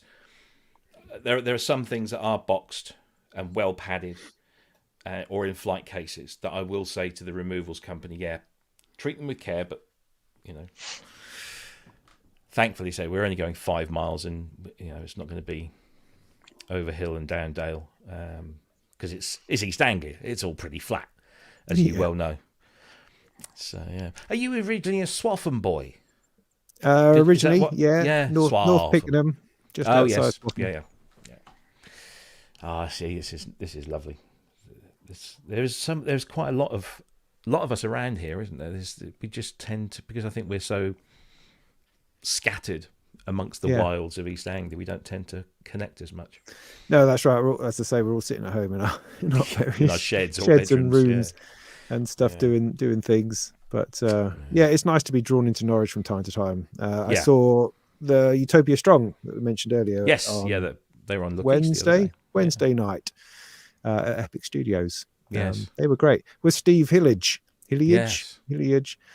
It was interesting. Here's a quick aside, because it was essentially the band from Gong who supported Steve, and Steve was Gong, wasn't he? Originally, I get muddled up. Steve Hilliage, yeah. So and sort of like with his old band, which of course is the new version of the old band, it gets very complicated. Yeah. And it was interesting, but I saw Gong a couple of months ago, and I thought they were better. I thought Really? the current iteration of Gong, I thought were really, really tight and interesting. The Steve thing was a bit more for the fans, I think. Yes. I think Martin Ware's just released a podcast with Steve Hillage. Okay. On his Electronically Yours channel. Other podcast channels are available. So, yes. But the Utopia Strong, on the other hand, they were quite fantastic. There was just this huge sound that changed. It sort of like was 45 minutes of sound that slowly changed, and then there might have been a gap at one point where we applauded, but otherwise it was quite full on. And Kavis would change from guitar to shouting, making some kind of vocal noise, and then onto some squeeze box thing he had, harmonium, I suppose that might have been. And Steve was modulating his way all the way through it, bubbly. It was good. It was really a really big, full sound that they got out of all of that. Yeah. And bagpipes are always nice when they're unexpected. Yeah, absolutely. No, I've not got many gigs lined up this year for obvious reasons, but Peter Gabriel's the next one, and Petra. Before we continue, I have to tell you that I'm preparing a Discord channel for my channel, for this channel, and I will post a link soon. But let's continue the show after this one.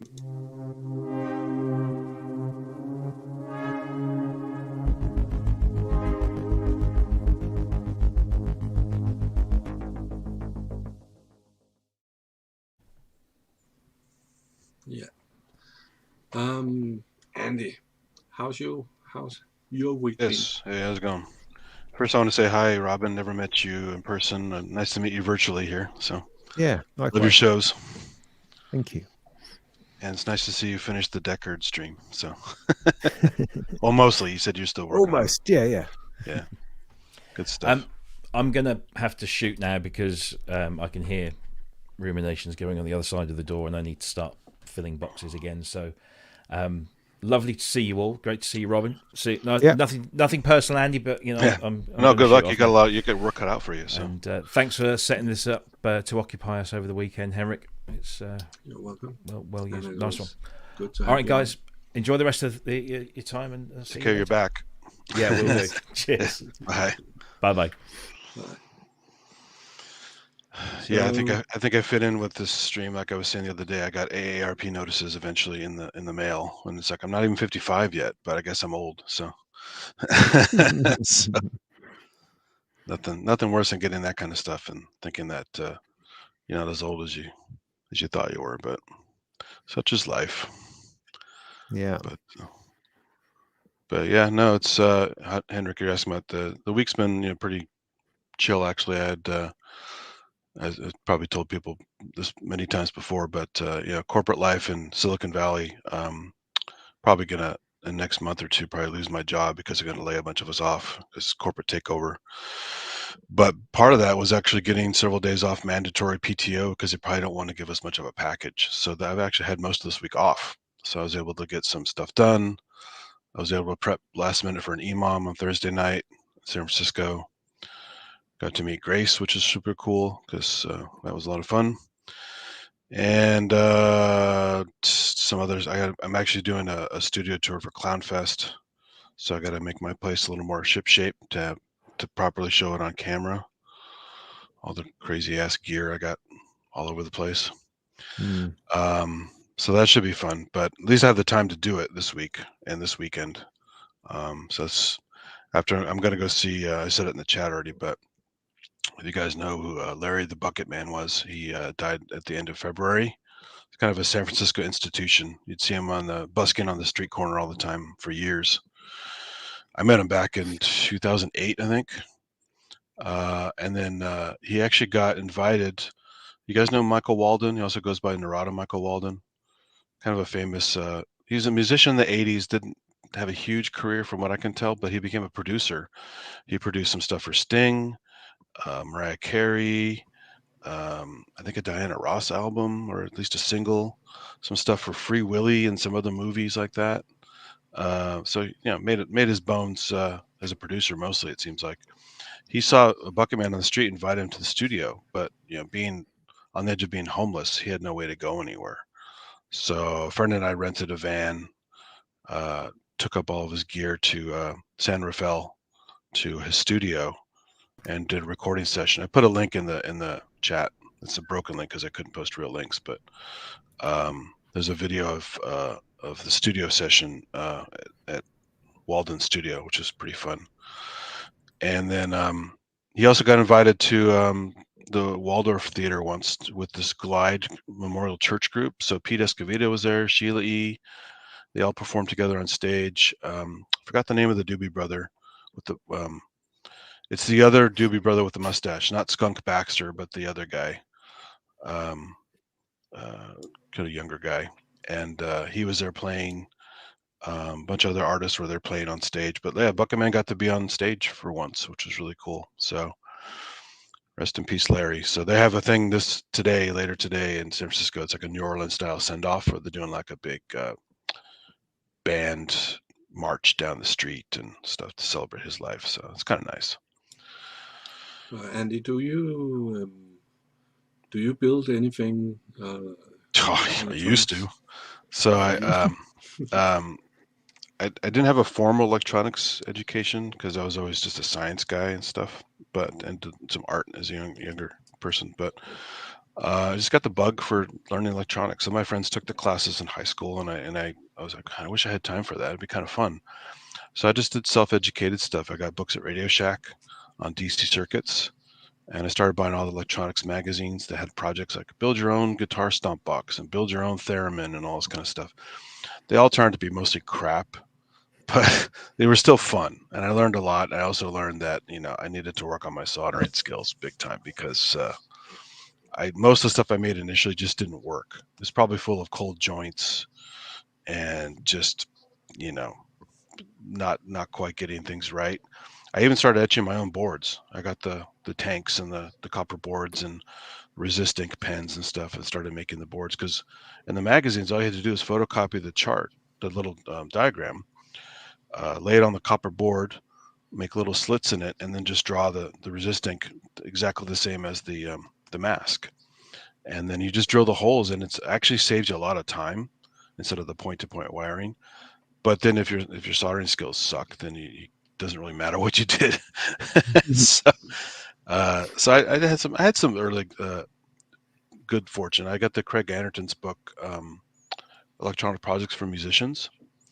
And other than building the talk box out of a woofer and some tubing and stuff like that, was a tweeter? No, sorry, it's a tweeter, horn tweeter, and a thing. Now, I actually worked pretty well because that's super simple. I made a filter bank thingy he put together.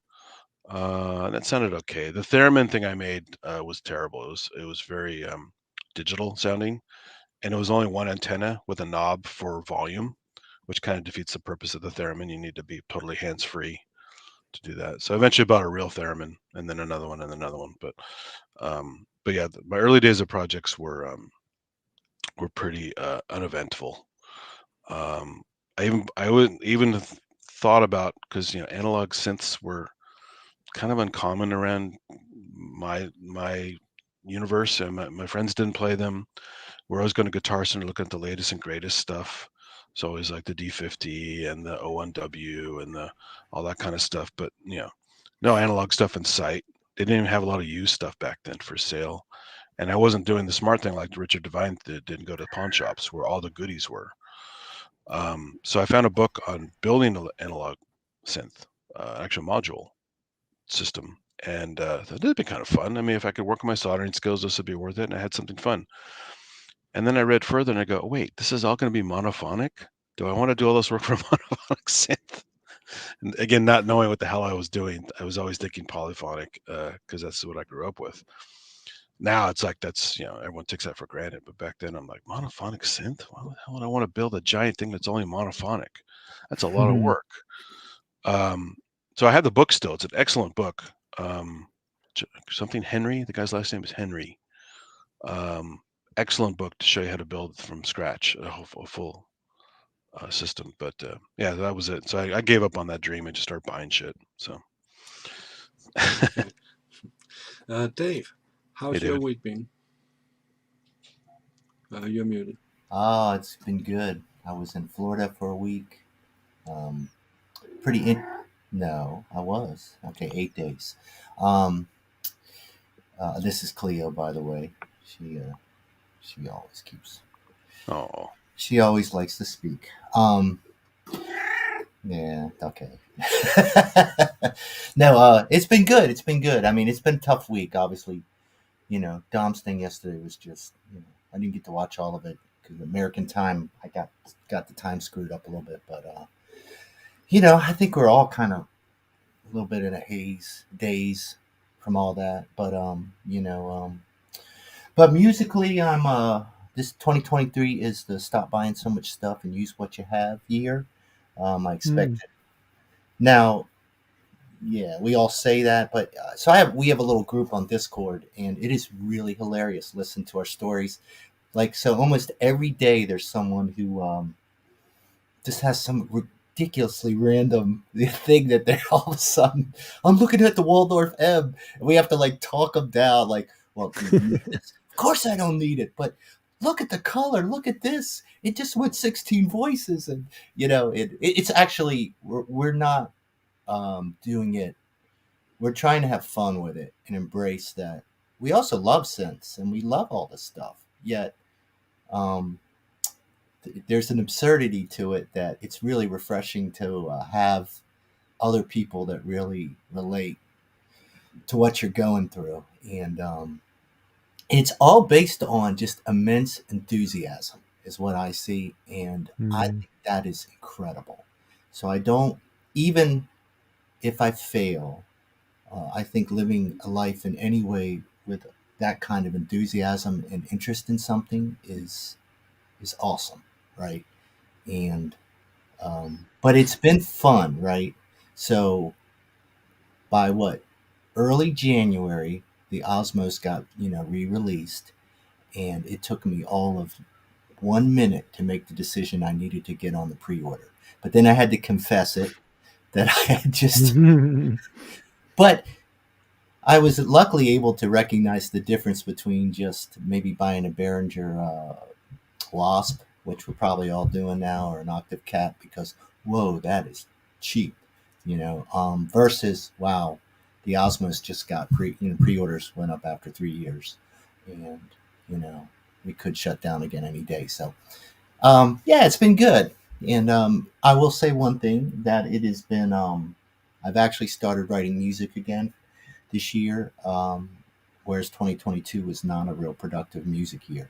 But it was a very productive learning modular gear year. So I don't look at it as, I was frustrated at the end of 2022, but now as I'm writing again, I'm kind of past the, self-hatred. And I'm more into no, that was actually very necessary, and now you can actually talk about modular a little bit versus before I had to be like Rob and, mute everybody. But we like to have fun with that. But yeah, so anyways, Henrik, that's about it, So I'm excited about the Osmos, and I'm wondering if I'm ever going to use my DAW. That's the $1 million question. Because I don't use it at all, and I feel kind of guilty that I don't use a DAW. It's like, but Dave, you could do all these cool things. Look, you got all these beautiful EQ and oscilloscopes, and You can use it as a recorder instead. You could use it as a recorder. I just use mine as a VST host, and I use externally. Yeah, play stuff externally. The first thing I look for is any soft synth. If I'm even I do buy them every once in a while, because hey, when they're there's a sale, but it's got to be standalone.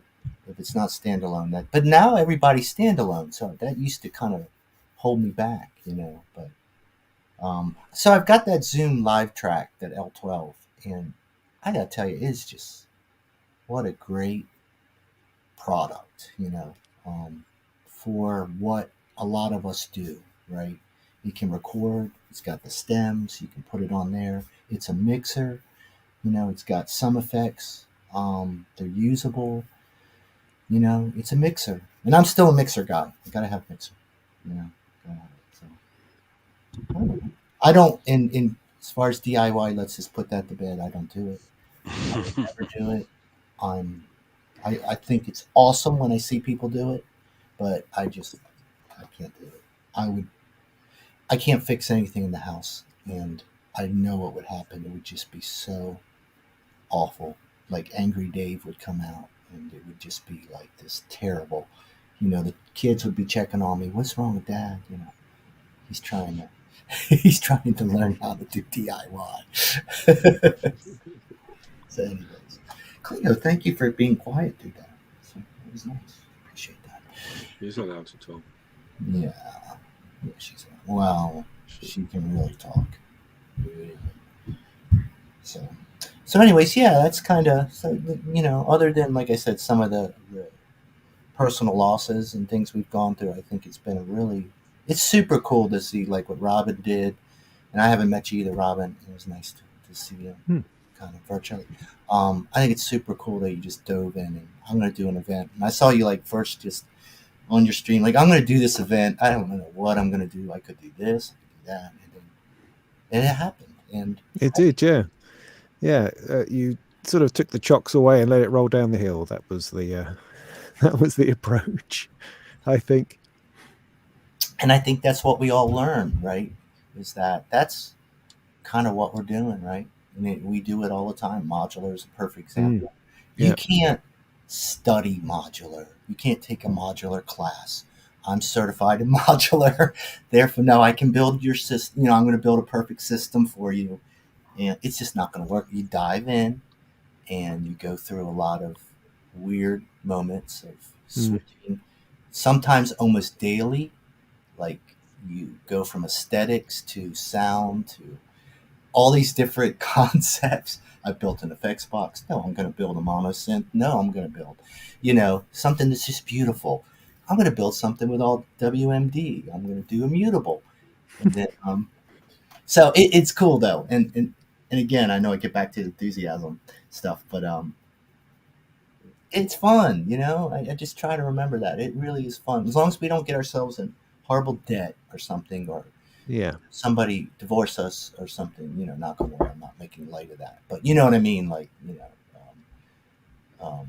we have to keep it fun because it can be daunting. I mean, every time I take a break from modular, I forget half of what I did the previous months. But I purposely took a year off of it completely just to reset, and I'm much happier using it now than I was when I first put everything together. So, that's interesting.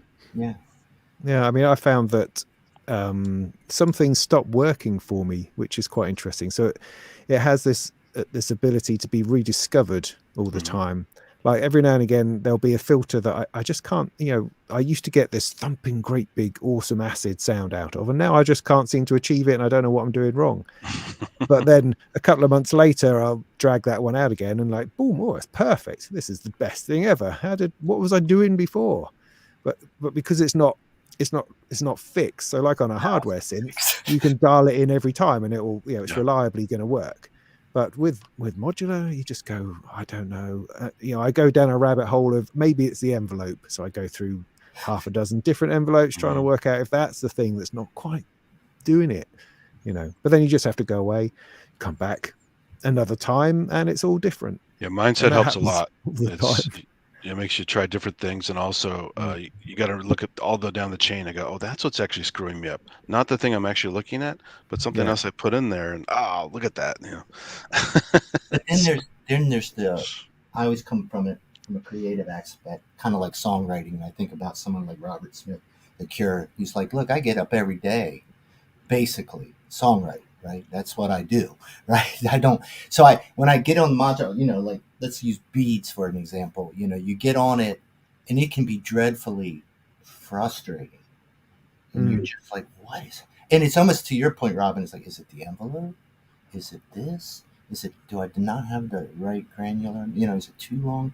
And you, but then you realize there's a wall you hit. This is a little different than what you're probably talking about, Andy. A personal war that goes on a daily basis. And then if you can just hang in there, there's a little chance that you're going to hit something really nice. And that is like the glorious moment of modular where, you're just like, wow, and then you try to understand what you just did. And you're probably better off just saying, I'm just glad it happened. Yeah. Just hit record at that point. Hit record. And again, the L12's perfect because I wire, I have everything pretty much. It doesn't look like I have it wired up now. I probably moved the studio around. But I sync up, I always have some tracks on there. So, and it does kind of give you a certain peace of mind knowing that all you got to do is hit record. And I think that's important to not, because I think if you don't have it all set up to hit record, you kind of like know that in the back of your mind. So you're kind of already psyched out a little bit. Like, well, if I come up with something great, what am I going to do? I'm going to have to set it. So just have it ready. Yeah, you got to be ready for happy accidents. I get them all the time. Sometime last year, I made a shepherd tone thing. I don't even know how the hell I did it. It's a weird combination of modules, and I never got it back again. So I enjoyed it while it lasted. So. It reminds me, so I was maybe, God, it's probably been 15 years ago. Me and my buddy, we were like the classic electronic musicians of the modern era. We all played in a band together, and then we got some monosynths and semi-modular, whatever was out then. I think the Slim Fatty had just come out. And I remember we were at a party upstairs at his house, and he looked at me. He's like, dude, you got to come down.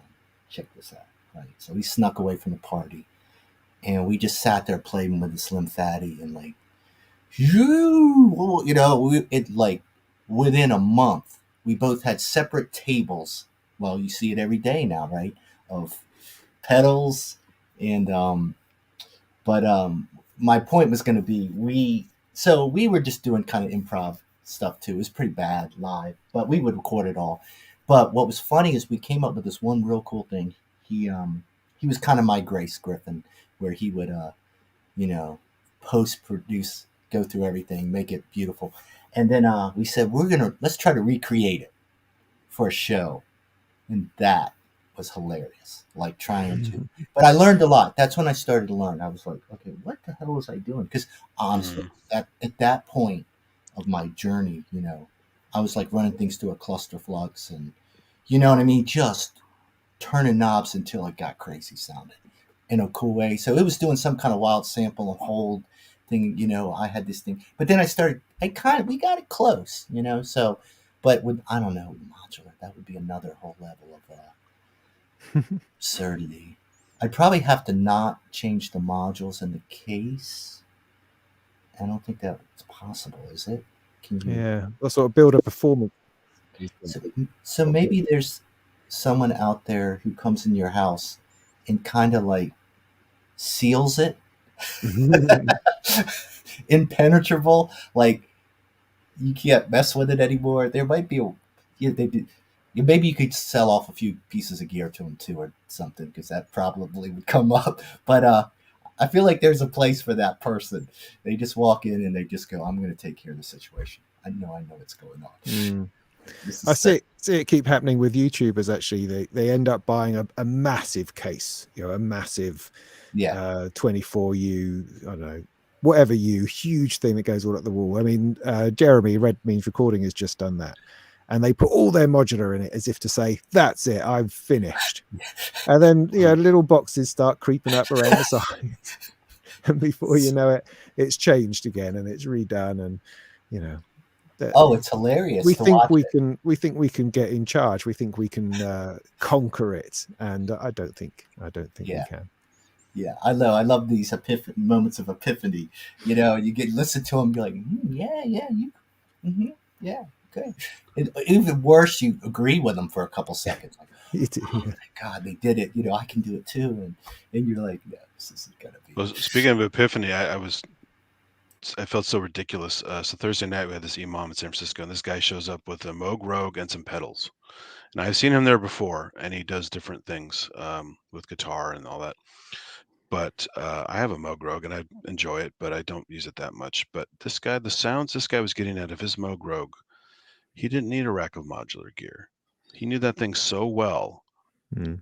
It was stunning, the amount of stuff. And I look at my stuff, and I've got like, thousands of stuff in this rack set up, and he's got a Moog Rogue, and I go, I wasn't doing anything remotely what he was doing with that one piece of gear and a couple little pedals. And in the moment, you kind of think, God, it feels foolish and like a waste of money to do all this stuff. And It just is put enough foolish. time into a simple monosynth that you master, and then you can come up with these amazing soundscapes and sound effects, and you name it. This guy was going off the rails. It was really impressive. It was one of the best demos I've heard of a Moog Rogue ever. Kind of like Wendy Carlos doing the system demo on Switched on Bach, basically. Really showed off that gear. This guy was really showing off the Rogue. Like, damn, I didn't know I could do half of that stuff he just did. And so that's a real eye opener too. Like, I don't really need all these damn modules, really. If I want to go sonically nuts, you can just do it with this one piece of gear and some fiddling the right way. Mm. We can't help ourselves, though. I know. Help ourselves. You know what happens. I mean, we've all been there. I've Yeah. got Moog Rogue stories. My buddy had one, same guy, and I almost cried when he said he was going to sell it. And sometimes I tried to buy all of it, but I couldn't. It was just, you're making the biggest mistake of your life, and I still bring it up years later. You should have sold that Moog Rogue, man. That was like but we can't help ourselves. We have a great setup, and then what we do? We do one. There's two ways. There's I'm just going to start from scratch again. I don't know why I'm doing it, but I have to do it. And then there's the worst one. I'm just going to start changing it slowly, and then you're just like, you just destroy it little by little. A couple. I'm going to get rid of this pedal and this, and then one day you look at it and it's all different. And because you know how because you posted something on Instagram a year ago. And it just came up. Look, you're looking through and you're like, it's teasing you. Yeah. Oh, I remember that setup. God, I really love that setup. What happened to that setup? Good stuff.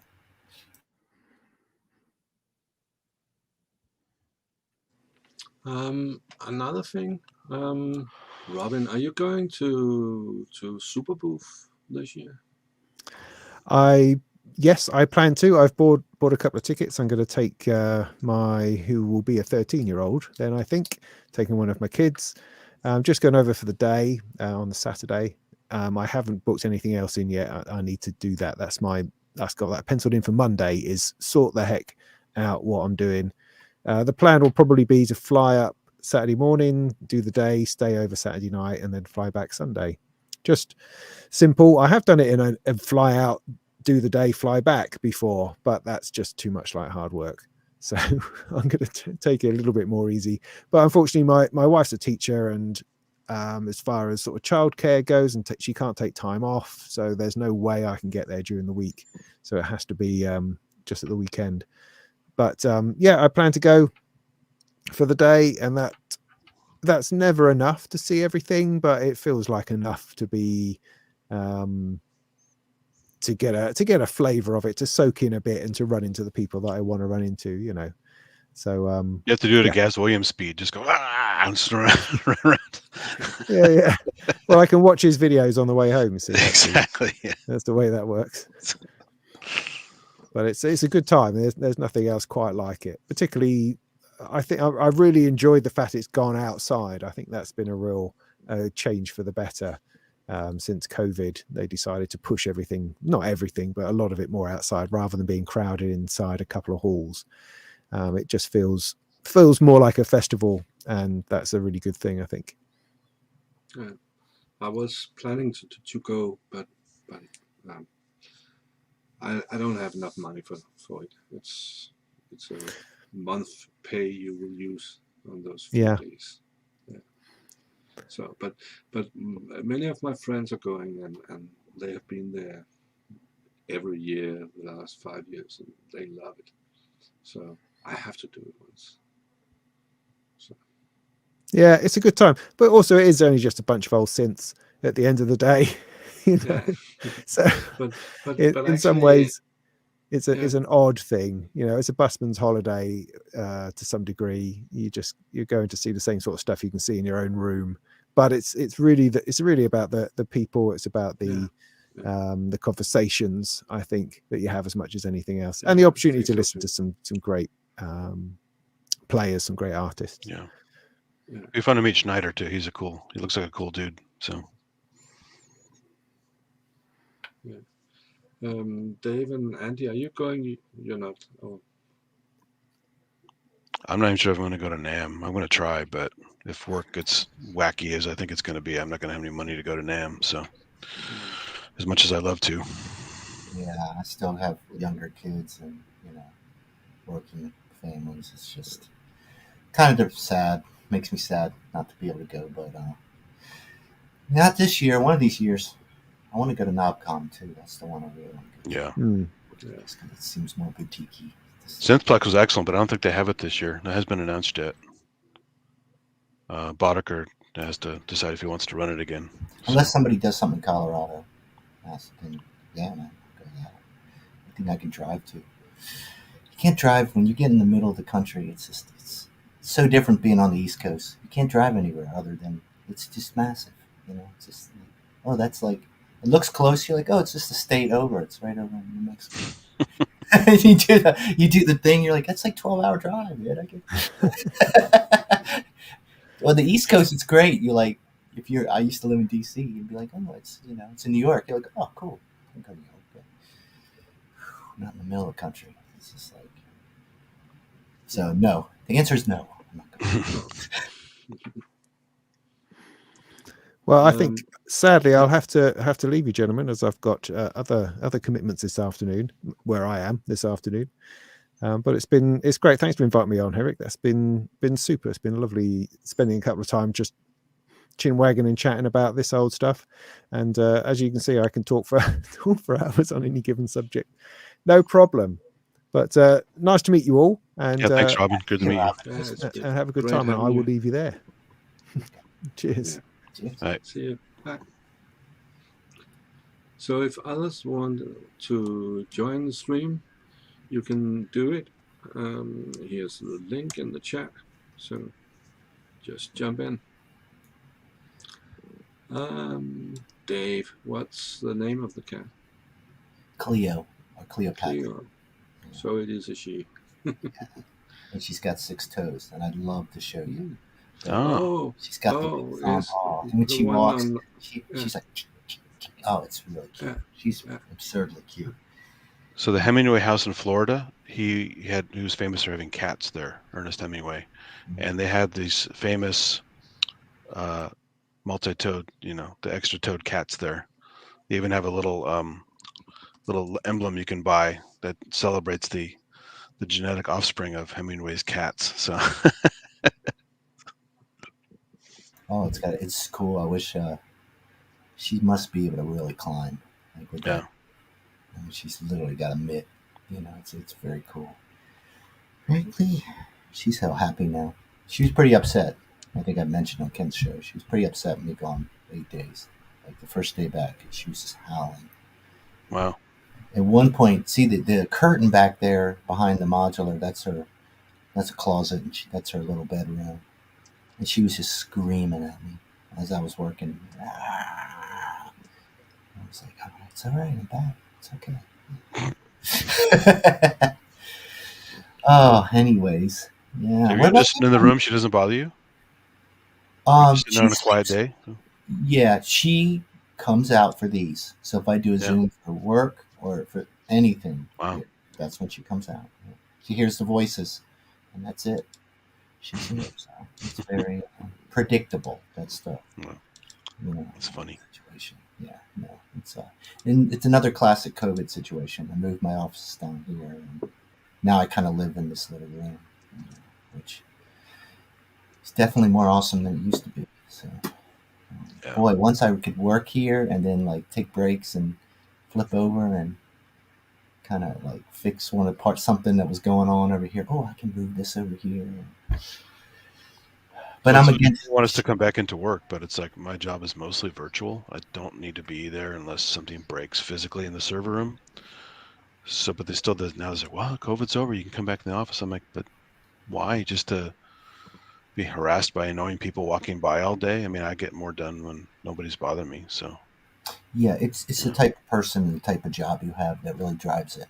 A people person that interacts and is really, you know, walking around and kind of feeding off the dynamic struggles. But if you're, someone who likes to sit and focus and just get you. I might do either way, but it's just I'm so used to this method. To Yeah, go back to the office, I still go a couple times a week just to put my face around, just so they know I'm not hiding somewhere. yeah. But it's The the whole perception now. It's like the Oh, work it is is. getting done. Who gives a shit whether I'm there or not, right? No, they're spinning a lot of Yeah. real negativity about, people not, nobody works anymore. That's the big. Because That's the mantra. previous jobs, people who work remotely because they wanted to, they got the right to do so. It was kind of a special thing back then. They're often the first people to get laid off when they needed to do it because, well, he's just extra. We don't need him. He's not in the office. They just don't understand. Yeah. The amazing thing was the amount of time I saved. Yeah. The ability to just wake up, you know what I mean? Get your Yeah. coffee and The commute, all the chit chat, all the other nonsense at work. yeah. Yeah. I mean, I guess if you were young, younger, I think they are the ones that really. Well, it's kind of too. They grew up in a more of a Zoom culture, so they do like the remote thing, but then Yeah. you also want the personal connection. So you got to kind of figure out a way to give them that. But yeah, no, it's been really cool, and it's been good. I like it. All in all, I think it's better. I don't want to go back. And it could be an age thing at this point. I don't. It's definitely a time period. I don't really want to. If I can avoid people interacting with people that I never really had much in common with, then I would prefer to do that and do this, right?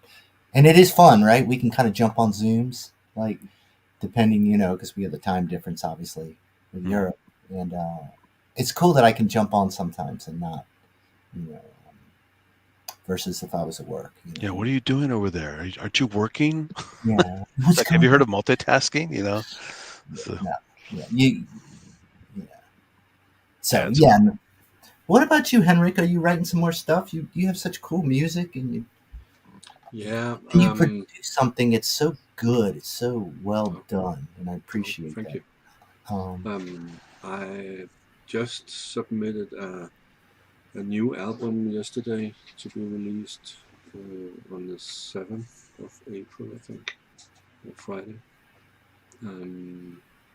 There was one song which really bothered me. I've had it ready for about a month or something. Mm-hmm. But that song, it was mixed down. It was a bad mix down almost a bad mix down. There was too much compressor or limiter on it, so there was some places where the hi-hat was lowered when the strings came in, and I was not satisfied with it. But the song was so good, so I had to include it. But I considered it for a long time because I couldn't mix it down again. I don't have the licenses for the same instruments. It was made with VSTs, most of them. Mm-hmm. So I couldn't remake it and mix it down. So I chose to include it, but as one of the last songs on the album. Yeah. The rest doesn't have those problems, but that one does. Yeah. But it's a good song, and it would be sad not to. Yeah. It, so. You do have to recognize sometimes to let go a little bit. So how do you, out of interest, and I'm really interested in this topic, but not that I'm trying to make a topic, but how do you start your songs? How do you sketch them? Especially with the modern technology, I feel like we're changing how we're writing a lot. it's often a sequence of something. I find a sound or make a sound in a sequence, and then I fall in love with that and modify it and put more on and and then it just moves Happens. on fast. It just happens, It's crazy, and isn't it? suddenly I have the verse and the chorus, and uh, maybe I'm missing some bridges, and then I mix something like that. And uh, I'm used to working in Cubase and working fast, Yeah. um, so I can have a song finished in an hour. Then there's the down mixing and the mastering afterward. Um, but I can make them fast sometimes. If I use more than one day on a song, then it's probably not a good song. Yeah. It Yeah. So has you're able to, since you in a DAW, you're able to chop it up a little bit, add a chorus late, you to kind of work it, which that's my one thing I cannot do, with how because I'm a sketcher, so mm, I'll sit down if I'm gonna have a writing day and just sketch maybe, a good day, hopefully good 4 or 5 ideas, and I'll just record them. And a sketch would be like recording a few things and having the stems on the live track, but getting kind of a basis of an idea. So it's almost like I build the frame, and it might be I'll make them 6 minutes or so, and then I'll go back and create a song around what I did, um, the idea. So usually when I'm sketching it, I'm actually writing sort of verse choruses a little bit in my mind, like I'm making it. But then again, I throw out a lot of stuff too. I yeah. I think it's important you don't think too much about it. You just do it.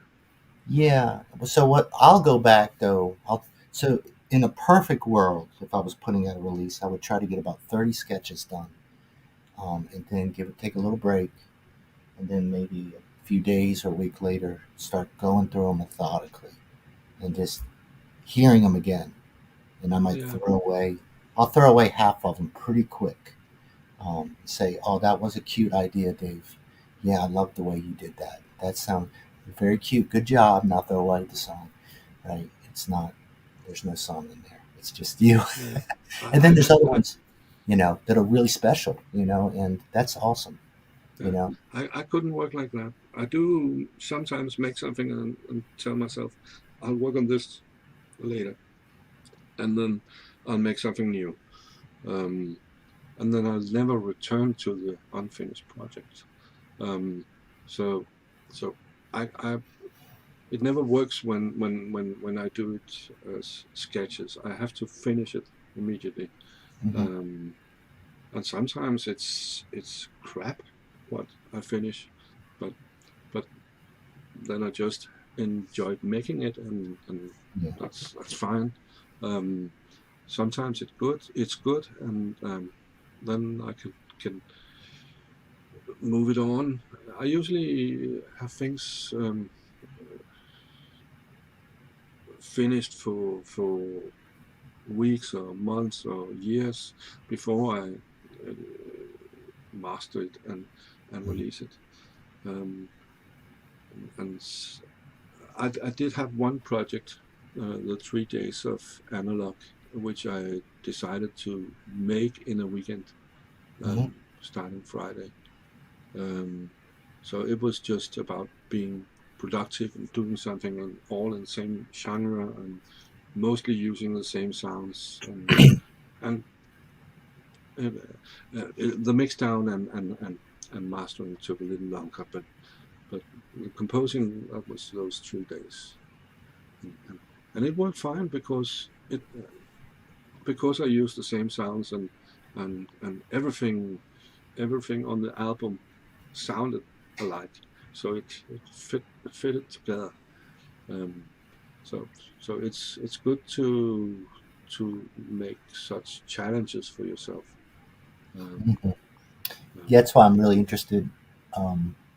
Listening to how people every I know my process has certain warts that I'm trying to decide as I go forward of whether I can live with. But one thing that really helped kind of coalesce how I work was and I think I've talked about this briefly. My dad was an artist, a painter, and a musician, but his painting was what really captured my imagination, and watching how he painted became how he could morph something. That's why I would talk in terms of a frame. I did um, kind of develop how I wanted to create because I wanted to be a painter. To be honest with you, but I just it would have been an uphill battle, right from the start. Not that I couldn't have been, but I just wasn't gifted um, like he was. So I kind of created my how I create music based on that to some degree. And when I frame it like that, wow, I used the word, no pun intended, it puts me at peace with how I do it. You know what I mean? And understand that that's how I work. And that, yes, I will listen to things I did 5 years ago and grimace, right? With things I go, boy, I didn't push this enough.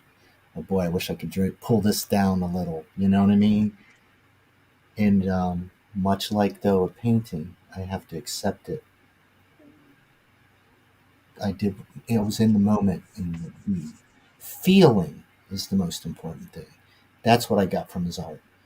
Was that even at a very young age, I've reacted emotionally to his art, yet I didn't really understand emotionally what I was reacting, what those emotions were. All I could do was go, "That's cool. I like that." I still have some of them, so I use them sometimes as album covers. I pull them out. So that for me, because I think if I got into the analytical side of my brain, I think I would go mad. You know, I still might go mad. Hey, Henrik, I was curious, have you ever made a track with like maybe all VSTs or all hardware and decided you wanted to change it and do it with different sounds? Just redo the whole thing with different sounds, like, oh, I want this to be all hardware because I didn't like the sound of those VSTs after re-listening or something like that. Yeah, yeah. Yeah. And often I do everything with VSTs and end up exchanging some of them. So it's like a temping thing you do. Yeah. Yeah. Because I work fast when I don't have Right. to think of the technical stuff with connecting a synthesizer and why doesn't it work now. The VSTs are working immediately, so I usually make songs with that. I can also get inspired by sitting and playing on the synth, of course, and work that way. But the fast things happens when I start with VSTs. Do you ever say that's good enough for the VSTs? I don't want to go through all the hassle of going through all the hardware exchanges. Once more. Do you ever just say, oh, with all the hardware I might be able to exchange, it's a lot more work. I don't really feel like it right now. So you just stick with the VSTs and leave it? Yeah. Yeah. Some songs are only VSTs and some are Yeah. mixes and some are only hardware. So I don't see a problem in that. It all sounds good. So sure. So it may have been a problem 10 or 15 years ago, but today it sounds good. So Yeah, because even the old Arturia, the TAE stuff, that's just the more inferior stuff to their newer stuff. I always thought it sounded cool. Obviously, it doesn't sound exactly like the replicas they're trying to make, but it still sounded good to me. But for a purist who like, oh, it doesn't sound like a Moog or whatever, they would go, this is garbage. But I'm like, it sounds all right, Yeah. It just don't say it's a Moog, whatever, So, and Sometimes anyway, if you have made a song 2 years later, you can't remember which instruments you used on it, so you have to guess. So yeah, I it mean, doesn't matter. there's every once in a while I'll have a VST. I think I got the old Prophet, one of the original ones for Arturia. Here's just a couple presets I love. Now if I compared it, A/B'd it, well, yeah, I can tell the clarity and some of the stuff's not the same. Yeah. I just love the preset. I love the feel of it. It's almost like the sound of a mellotron, right? It just, and I'll hear it and I'll go, oh, that's just a sound that works. It really works. And, of course I tweak it a little bit, but, that's where I try to keep myself. When I'm really doing things right, I look at an instrument and say, what does it do for you? What, maybe if it has presets, what are you going to use this? If I get into a rabbit hole where I'm just going to noodle on it for a while, that's great for modular, but there's some things I want them to have a purpose. I want them to, or else, it's going to get I'm going to get bogged down with sound design versus writing. And it sounds like, Henrik, you work like you said, you work pretty fast. So you must have pretty good idea what some of these are going to do for you, or you're just a wizard. Actually, if I plan a song, it will never turn out as a plan. So I've stopped planning. I'm just doing it and enjoying, jamming my way through it. That's what it's all about for me. I tried 30 years ago to make templates for how it should be made, and it just became boring. Yeah. So of course I have all those things in my backhead, but I don't think about it. I just make it, and if something sounds boring, I just either move on to the next or try to do something odd in the middle of it. So it's no longer boring, or maybe it's totally strange and not interesting. But it's funny you mentioned earlier the you forget what sounds you used. My friend had got me into the whole hardware jam style back in like 2008. We used to, I'd buy like a micro Q and a Matrix 6 and a bunch of other stuff at the time, just whatever I could find. We would make a bunch of tracks and then put together the stuff we liked, and I was going to put some online, but I went back to try and do some liner notes for them, and I go, God, I can't remember what we used on all this shit. Really and I'm trying to listen to them. I go, I think that's the Micron. I think that's the microKORG there. I think that's the Matrix 6.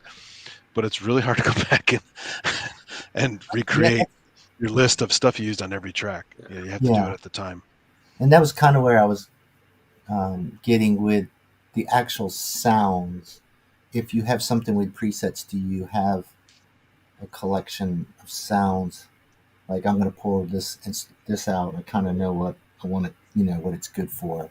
Like I don't know if you can see it way back there. It's a Roland.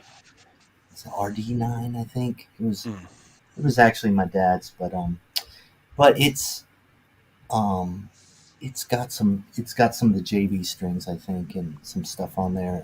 And there's a few things. It's got a couple of samples, believe it or not, some trumpet or some other stuff that I don't know if it's real realistic to someone else, but it's real musical to me, and I can fit it in a mix so easily. Oh yeah, I still have the old Kurzweil strings from the 80s. I mean, they sound but amazing. That's all I'll use it for, right? Yeah. It's not really at this point something I really want to sit down with and explore. I'll just go out, okay, where are those string sounds? Where's that trumpet? Where's this? And then I kind of, you know what I mean? That's why it sits like that. It's not going to get, I'm only going to bring it down when I'm ready to do that with it, other than being 88 keys, which is pretty cool. It looks like I need to go. My daughter's fighting a tough ear infection. So it's really tough. It's I hope she feels better. It's I used to get them all the time from swimming. I get swimmers there from water polo. That's what she's got. Yeah, it's awful. Apparently it's really awful. They gave her some of these drops, and but it's taking You have to go in and get they get it flushed. Not to get into the gory details, but they put this this thing that breaks down the wax clog essentially. Yeah, I've had that. And they squirt this kind of a Yeah. bubble syringe into your ear, and it's Yeah. like somebody scratching inside your ear. It feels it's amazing. Awful. Yeah, And it gets all cleared out, and you're like, ah. She's good. Yeah. She's been fighting it though. Yeah. It doesn't go away quick, unfortunately. It doesn't look like. No, it's terrible. Yeah, but anyway, she's looking like she needs a little help. So, Thanks. darn, I'm enjoying talking to you guys. Maybe Yeah, no, it's good. Yeah. So, Henry, thanks for having me on. I wish I could chat a little more. It's nice talking though. I like picking your brain too, especially with your music stuff, because thanks. it's fun and it's interesting. It's great to have you on too. All right. Well, you all have a nice day. All right. You too. I'll see you. Take care. Yeah. Bye. All right. I think I will leave too. Yeah, Andy. I got to go back to sleep for a while for the rest of the day. So. Yeah, you've been up early. Barely. So. I mustered today. It was hard. It's been a long week. Yeah. But good fun. Thank you. Yeah, indeed. It's cool to talk to Robin too. I never actually got a chance to talk to Robin before. So. Yeah, it was my first time too. So he's a cool guy. Definitely. Font of knowledge. Yeah. So thanks for being here and thanks for watching. Next week it's Ranze who's back. So yeah, enjoy his show. Have a nice weekend. And, thanks, and bye. remember, I think the Spong Arms pub is Yeah, Ken said he's going to do it later. Yeah. So there's something to do there. See you. Bye-bye. Bye.